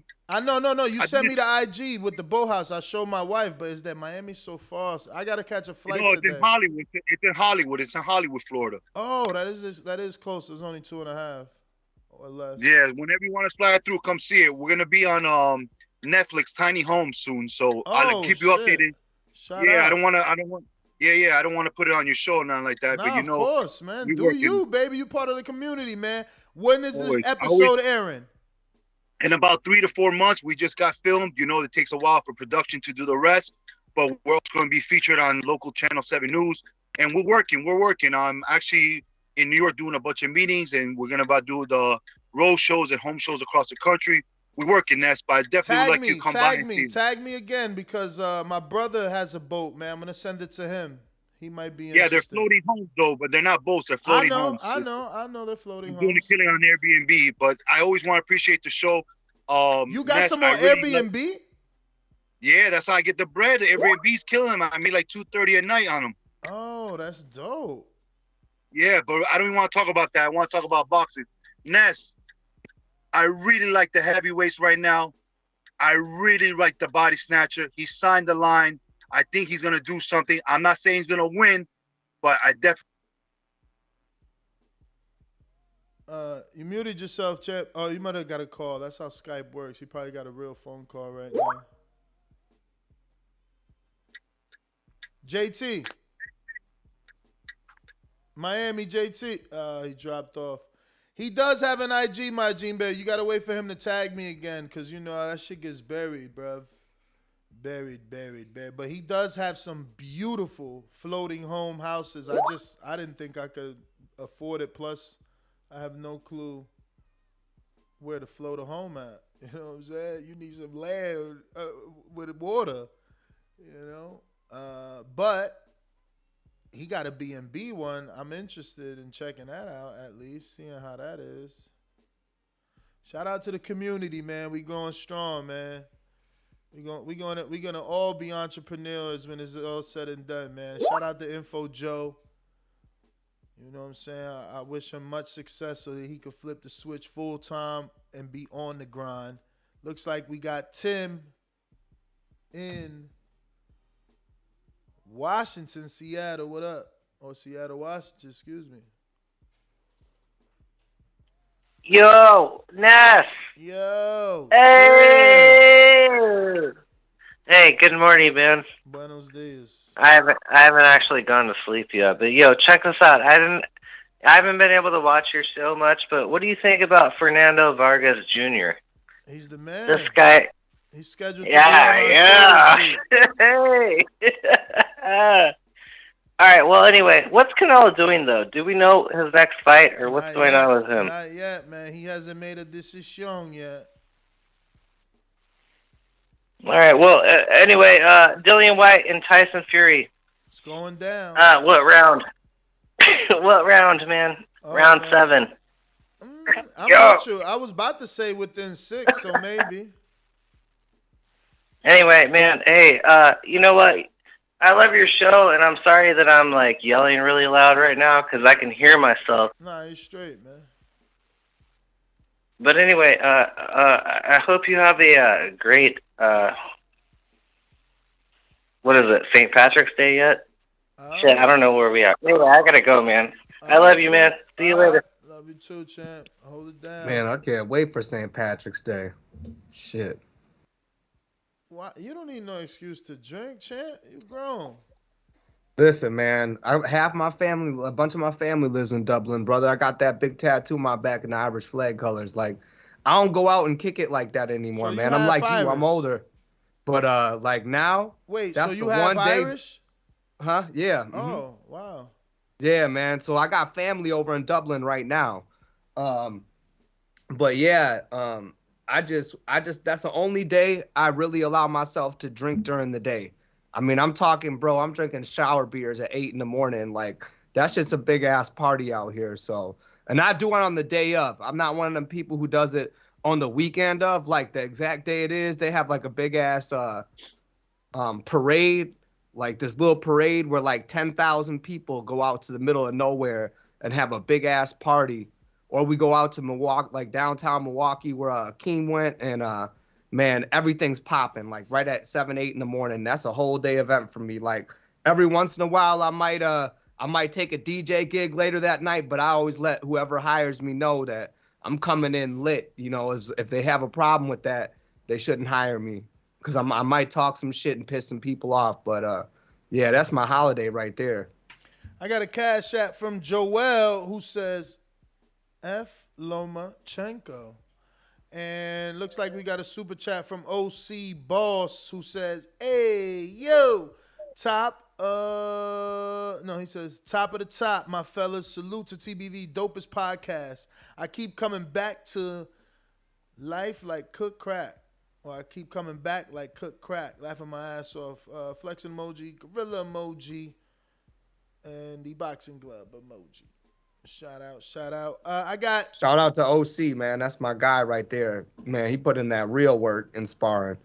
I got Big Fish JP. Long Beach in the house. Yeah. Adrian Ness, good morning, y'all. What's good? Buenos dias. Good Danny's morning. here too. Who that? Danny. Danny, what up, Danny? You been quiet, man. What's good? good? What's up? One of your flyouts flaked on you or what, man? You quiet. Oh man, y'all funny. Nah, I'm just chilling, you know, just enjoying and taking in the wisdom that Adrian and Ness is sharing with the people this morning. You know, it's Wednesday, it's hump day, it's Friday. So yeah, I'm just soaking in the knowledge from our elders, from the OGs. That's right, the ancestors. That's right. My thing is this. I'm gonna ask the question that's Probellum. What is their streaming? Is this a streaming service? We don't know. We were asking ourselves the same thing, that they don't have any TV. So like, what are they doing? I'll get that paperwork to you today. Okay. But they do show their fights on their .com. On their .com. So all they're gonna be offering is boxing. Yeah, that's all they're offering, right, Danny? That So is correct. how? So far, it's just boxing. And it's not aligned with a TV network like ESPN Plus. No, not so yet. so Like Top far, Rank. so far they So have how been. the hell do they pay the fighters? We don't They know. got They got Middle Eastern money, is all we assume, because they fighting Yeah. in Dubai. I heard that they're paying the fighters in oil. In fucking crypto. My thing is this, man. I think boxing is late to the party when the whole pull the cord, pull the wire when cable left. That television has went to pretty much all streaming. You got NBC, you got Fox, ABC, everybody streaming now. And so now the last person alive in live television is basketball and football. And that's the only reason most sports fans are keeping the wire, because we need basketball and football. But there's sports out there like soccer, well, not soccer, but tennis, and all these other, golf and boxing, that are left out here with no security blanket. So how does boxing acclimate going forward? How do they change to this new format? I don't think you can just have a streaming service based on boxing alone. You see, DAZN's probably their biggest part of their service is soccer. ESPN Plus, you got to scroll fucking like 5 slots over to find the boxing fight. So I just don't think that a streaming service can hold boxing alone and pay fighters. I'm interested to know how the hell they paying the fighters. Well, no, look, you gotta. You just mentioned, and I'm gonna step in front of Ness just because I know he doesn't watch other sports, right? I watch all sports. I don't have cable, right? I haven't had cable in some years, but I don't miss a game because guess what? You able to pay for the MLB pass. You're able to pay for the NFL pass. So that's still streaming. You get what I'm saying? Like, I'm still streaming the game. I'm paying for the package. I don't have the cable. I'm a Chicago native. I live in Vegas. So they don't show the games out here anyway. So I'm like, what am I doing paying for cable to watch games that I don't even want to see? And that was part of it. I'm like, I'm just gonna pay for these passes the same way I'm paying for DAZN, the same way I'm paying for ESPN Plus. Many years ago I didn't believe that streaming could take over, and now it has took over. And I feel like a lot of these older heads, they need to get with the game, but they need to do it in better fashion, right? Because just like they are older heads, you got older heads watching boxing that don't know how to obtain, that don't know how to access the fights. So that definitely needs to be simplified. But I do believe that through streaming, we can continue on with the times and continue on, with the sport. Well, I just think if we could think of it, those guys sitting in those executive boardrooms have thought of it. At this point, I have to believe you can't have a streaming service that features boxing alone and pay people. So that's why I'm just interested to know how the hell Probellum is doing it. Because obviously Top Rank would have done a PBC with their giant inventory. Duh. Who wouldn't think? Make a PBC app, charge $4.99 a month, boom, boom, bam. But at the same time, those revenues don't JP, clear. Hey, JP, purses. maybe that is their intentions, and the startup money isn't based off subscriptions, because someone's got to invest and they got to go get the inventory. Once they got it, they charge for it. And two, you're forgetting but I'm about just like saying, why marketing. wouldn't Like if they BBC put have done commercials, that hold already? on. If they put commercials on and they get other people who want to do things with their streaming app, that's money as well. So you got to understand, like that's where some of that money to pay the fighters is going to come from. Like where does the TV network get their money? From selling commercials, from selling airtime. They get tons of money that way. Look how much a Super Bowl commercial costs. So at the end of the day, a streaming service could do it as long as they're going the TV route and doing the commercials and getting the right sponsorships. And they all do. They all do. ESPN sold the subscription, and all of a sudden we get commercials. The DAZN's doing the same thing. JP, let me get to I got Colorado, Stonebone. What up? What up? Hey, we was just talking about this the other day, Nash, about trying to figure out this app stuff, how PBC should have did it. I agree with JP. It's gonna be hard as a standalone app, but Al Heyman should maybe it should be some type of deal where he stream like old concerts, or maybe it's some type of subscription base where you can be able to buy into concert fees and live fight fees.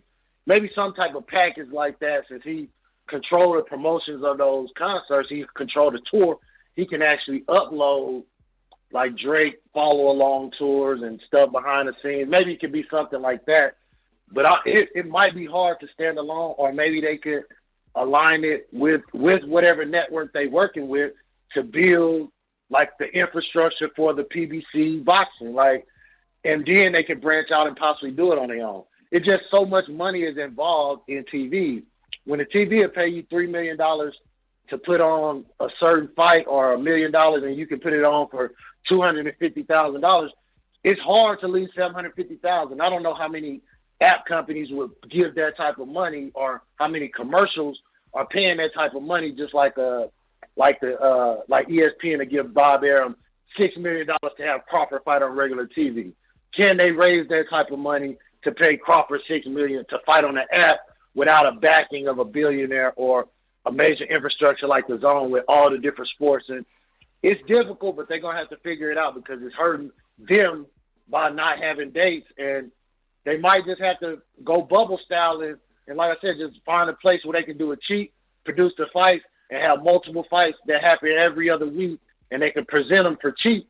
That way they can license them and sell them for a decent amount, and it'll still be profitable. But I don't know, man. They got to figure it out. Maybe they need to bring me and Ness in, and we can sit down and put them something together, and we'll figure it out for PBC. And I do it for half the cost of half the guys they're paying right now. That's basically making them figure out how to do $200,000 on Showtime and basically $100,000 on pay-per-views. That's trash. They got too much money being spent to have those results be so low. So I would rather have low results on the app than low results spread all across these different platforms. All right, y'all. All right. Lou DiBella sent the message, and he said, I think that the major streaming services view boxing as being too niche. At this point, we aren't perceived as mainstream or as must-see programming. Unfortunately, we do not cross into pop culture the same way we once did, unless it's Jake Paul or a boxing circus. So that doesn't have any. Where's the hope in that? You know, I mean, he sounds as if it's broken and it can't be fixed. I mean, but listen, Lou comes from a different era too, though. I mean, I think that a lot of these guys coming from a different era, looking at the business of boxing, don't see the future. Like, you got to adapt, you got to change, you got to grow. That's like the one rule in business, that things are always going to change. And the thing about boxing is, I feel like boxing has survived a long time. I mean, think about how long boxing's been around. It's survived a long time under some of the same business models. You know what I mean? There's just like how, I mean, besides the Zone coming in and changing to an app and having some of these other ones, I mean, pay-per-view, how long pay-per-view, like, we've been doing that forever, man. I mean, boxing, the business model is only starting to change now more, and it's changing radically because it's going fast.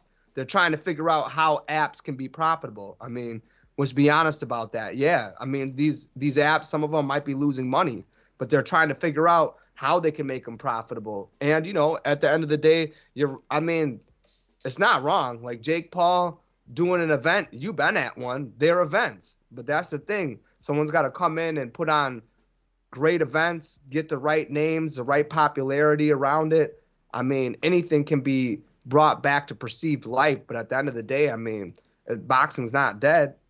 They just need to find a way to make apps really work for it. And I don't think that boxing is necessarily too niche, because at least the boxing fans are willing to pay money. I mean, we pay. Yeah, but that doesn't mean that we're not niche. Niche just means we're a small fraction, right? I'm assuming. Right. No, but what I'm saying is, like, our niche spends money on its sport, just like any other sport. Danny, you a big football fan? You watch all sports. Yep.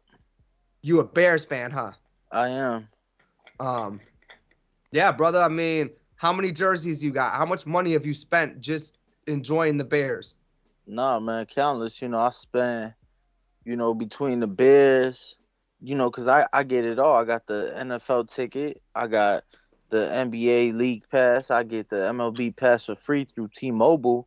But you get what I'm saying? I easily spend a couple thousand a year. Not just on that, but going to games. Like you said, jerseys, merchandise. So same with boxing, right? So definitely spending money as fans, and that's one thing that fans are gonna do, but the product has to be there, right? Like, I know the Bears are gonna play X amount of games every year, now 17 games a year. I know that the Bulls are going to play 82 games. You get what I'm saying? Like, I know what I'm getting with the money that I'm spending. And that's, in boxing, you don't know how many fights DAZN is going to show a month, because until the fights are made and they take place, then that's just that. I do want to say to Brandon Maurice that said the Bears suck, I want to tell you to have a great day. It's tough, player. Don't worry, I'm a Steelers fan. It's hard to talk shit when your team ain't really doing it like that. But yeah, I mean, but that's what I'm saying. It's the money. We spend money though. Like, if it's worth it, we'll spend the money. And the problem is, I don't think an app yet has found that comfortable threshold to where A, they're giving us great content all the time, and B, making it profitable for themselves. It seems like a lot of these app guys came in, they overpaid. I mean, come on, DAZN overpaid for fights right out the gate just to get people to watch them, which that's the business model, right? You got to spend a little money to start to make money. But what they didn't do is start to really dial it back once they started paying a lot of money for these fights. So there needs to be, an equalness spread out to where everybody's getting paid, everyone's doing good, so those apps can do it. Because at the end of the day, if there was one app, and that's like the whole Voltron three-headed monster thing, but if there was one app that would say gave me 60% of the fights that I wanted to see, I'd pay good money for that. Even if there was extras and add-ons, if it was a consistent place that brought me a quality product, I'd be right back. Because I like DAZN for the price, but I'm not going to lie and sit there and say I necessarily like their announcers. Or like their fucking programming. It's not like they don't give me enough for my money. I'm just a dude that I'm locked in. I'm waiting for them to but they're not giving me an American schedule. I'm an American. I want to see people I know. It's not that I'm biased. I just want to see people I'm familiar with. Like, they're not doing that for me. They're just not. And that's what I'm saying. They need to, if you had an app that brought you, would say, I mean, Ness, all you do is consume boxing, right? And that's a lot of us because we don't have a lot of time. I'm more like boxing and football. I mean, for 17 weeks out of the year, I fuck with football on Sunday and Monday or whatever day it's going to fall on for my team, not the whole league. I don't watch all that shit. I don't do fantasy, none of that. If my team ain't playing, I don't give a fuck about it. But, if I could watch 60% of the fights that I'm going to consume on one streaming network, I would pay good money for that, because that would be over half of my budget for boxing, right? Regardless of in-app purchases, things of that nature. And if they're putting on a great product and great events all the time, especially ones that, well, shit, maybe I can see it in a city near me too every once in a while. That's what they need to find. So it looks like they got a Coley versus somebody I never heard of. That's on Friday, 8 a.m. 8 a.m. Damn. On what? DAZN. Well, I'm sure. That's the press conference. That's the press conference. Oh, okay. Weigh in before the bell. Okay. So fight night is at 12 p.m. on Sunday. Why? See, but that's cool though. Listen, I watched football, so football's always noon on Sunday. I'm good with that. As a sports fan, like, I'm a fan of two sports. But like for me, if that replaced me watching football on Sunday, I would do it, because I ain't gonna lie, like that shit, I don't know anybody else, but like in Wisconsin, like Sunday afternoon, that's Sunday fun day, baby. Like you go watch a game, have some drinks, some food with your friends. Everything you're watching, you're doing's done by like 6 p.m. You done drank good, smoked good, had a good time, and you go to bed early to get up, for the Monday grind. So next, I wouldn't be mad at that. Next, they got March 5th, Chocolatito versus Martinez. After that, they got March 12th, Wood versus Conlon. Lee Wood versus Michael Conlon. After that, they got March 19th, Virgil Ortiz, Michael Mickinson. After that, they got Kiko Martinez, Josh Warrington, and that's March 26th. Then they got their last show scheduled, Taylor versus Serrano, April 30th. Nothing else that I can see on their schedule. Is that worth your money though, Ness? I do want to watch Virgil. I want to see Serrano.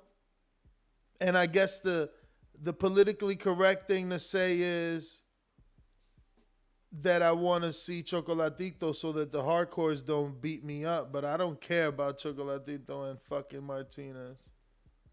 But I'm going to watch it because of Bam. Bam is new blood. Is he in that division, Danny? Danny's gone?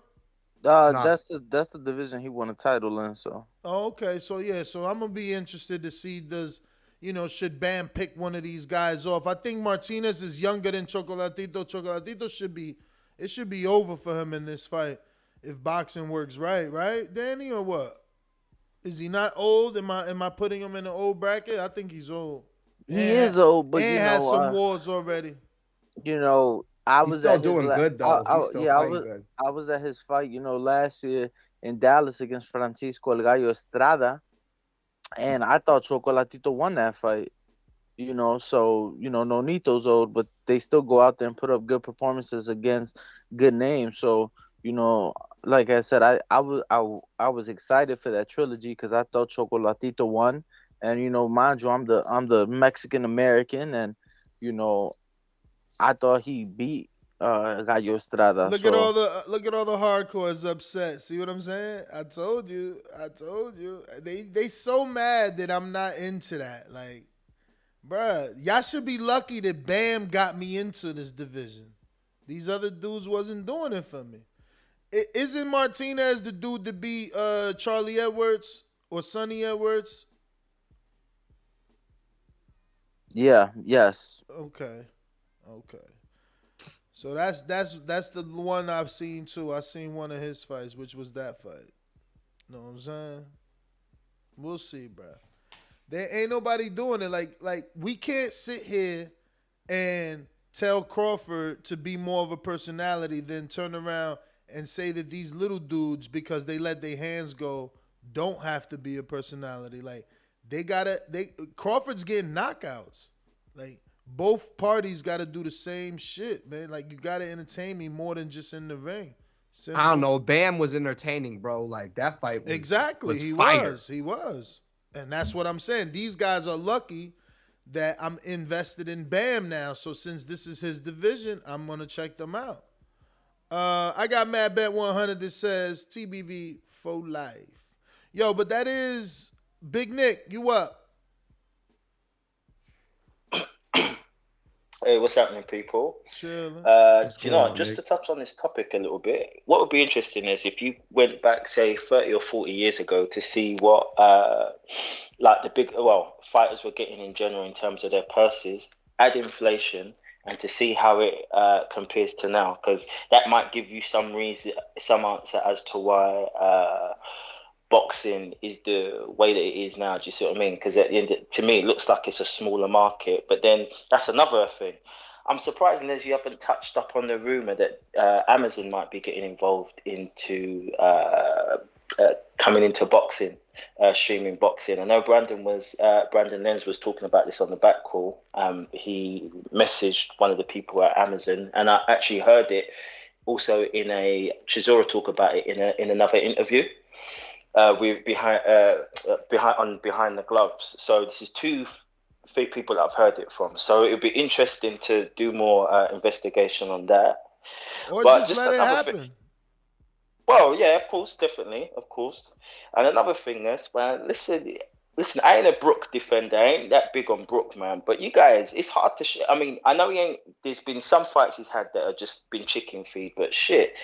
Bro, when you see some of the fights he's had on his resume, you can't shit on it, man. Win, lose, or draw, the guy stepped up, innit? Like, he stepped up and fought the people we said that... We said that. Oh, okay. I'm just saying that. Oh, no, okay. Because you know what it is. I think you've got some callers who are shitting on Kell Brook's resume, and like some of their favorite fighters are fighting some, have not even got the kahunas to step up. Do you know what I mean? I'm just saying. Like you got like your Benavides, you got Charlo, bro. They're chickens. You know what I'm saying? All right. Let me not say that it's chicken.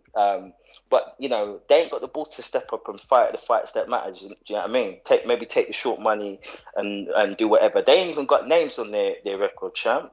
Listen, I'm not saying Charlo's a chicken. I would never say that. I'm not saying he's a chicken, but I'm just saying the chickens would say he's a chicken. That's my call. Well, that looks like everybody. My Gene Babe, Boomerang? Still a boomerang? No? Nah, that's no boomerang, brother. All right. Well, Ness GTO, Instagram and Twitter. Catch us on the next one. As far as Prime, I mean, we'll let it happen. I mean, I'm not mad at anybody getting in the sport, but at this point, I'm also not happy because it's just another service, you know? Another service we got to pay. I got Prime, and hopefully if they do bring boxing there, it's still part of my Prime, but, you know, somebody doesn't have Prime, and somebody else now has to get Prime to watch boxing. It's a little bit crazy. Hold on, guys. I said that was the last call, but Matthew jumped in. Are you there? Yo, shout out to TVV. Shout out to Tyson Fury. That's all I've got to say. Don't forget his name. Shout out to you as well. It's money to shit. Working that wrist. Ballin' like Swiss. Diamonds wet like a fish. Pull up with them sticks. Come fuck with the clique. We fucked on your bitch. She sucking the dick. What's going on? It's your boy H Money, Mr. DAZN. We in the building. Let's go, Ness. Devin Haney versus George Kambosos. Devin Haney is looking for Kambosos. Kambosos, he don't want no smoke with Devin Haney. And the whole world know it. We want to see the real undisputed. Everybody talking this undisputed shit at heavyweight with Tyson Fury and Usyk. People talking undisputed with Canelo, but nobody want to talk about undisputed when it comes to Devin Haney. Devin Haney is doing everything you want a fighter to do. He's calling out the top guys. Boxing fans, they always crying about the best not fighting the best. Well, Devin Haney trying to do it, and people got a problem when Devin Haney, when he want to fight Lomachenko, when he want to fight Kambosos and Teofimo Lopez. I don't get that, Ness. Tank Davis, they say Tank Davis, he don't want to fight Loma. Well, Devin Haney want to fight Loma, and they still got a problem with Devin Haney. What is that about? That's what I want to know. Devin Haney is a monster at 135 pounds. I don't care who Lou DiBella signed with. Probellum, Top Rank. Them boys don't want to fight Devin Haney, no matter how much money they give him. You know what I'm saying? Kambosos, his last 2 fights was on DAZN. All of a sudden, he don't want to fight on DAZN.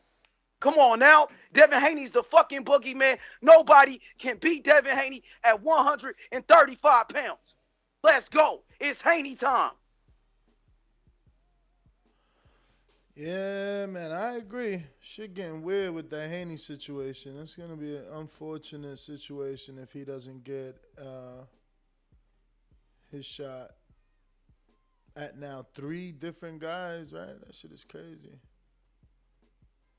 Let's start with this. I'm a creative genius. He don't want to get in the ring with me because he's a pussy, that's why. You see a red flag again. Me and Canelo would be a bigger fight than Canelo and Caleb Plant. How much did they sell? Guarantee you me and Canelo will sell more. And now, the most dangerous producer on YouTube. El Bandera Negro. Brandon in Houston. Brandon in Houston. Yo, drop that SDS shit, son. SDS Promotions. What up, Ness? What up, Danny? What Adrian? up? What up? What's going What's on? goody? I just had to call in. I heard Big Nick. I'm on the job, you know. I had to come in real quick because I heard Big Nick ring the doorbell and run off. He said that Benavidez is a chicken.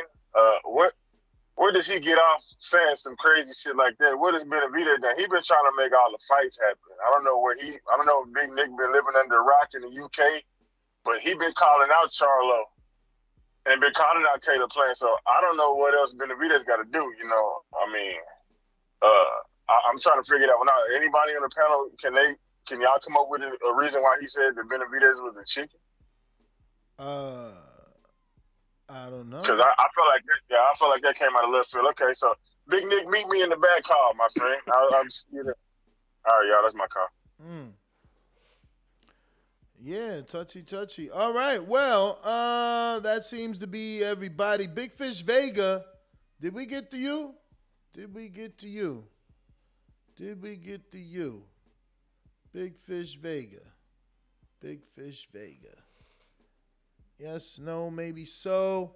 All right, that's GTO, Instagram and Twitter. Catch me on the next one. I'm actually catching a flight, so next shows will be in studio. And don't forget, we're going to be doing the live fights right here on Friday from studio. They'll be live in Mexico. Me and Danny Alvarez will be calling them live in studio in Vegas. And yeah, man, catch us on the next episode. All right, it's Go ahead, Adrian. Jones on Instagram. Just Adrian Rowan on Facebook for all the old people. Go ahead, Danny. Yeah, no, I was just gonna say Ringwalk Danny on Instagram and Twitter. Cash App too. Just throwing that out there. All right. All right. Peace.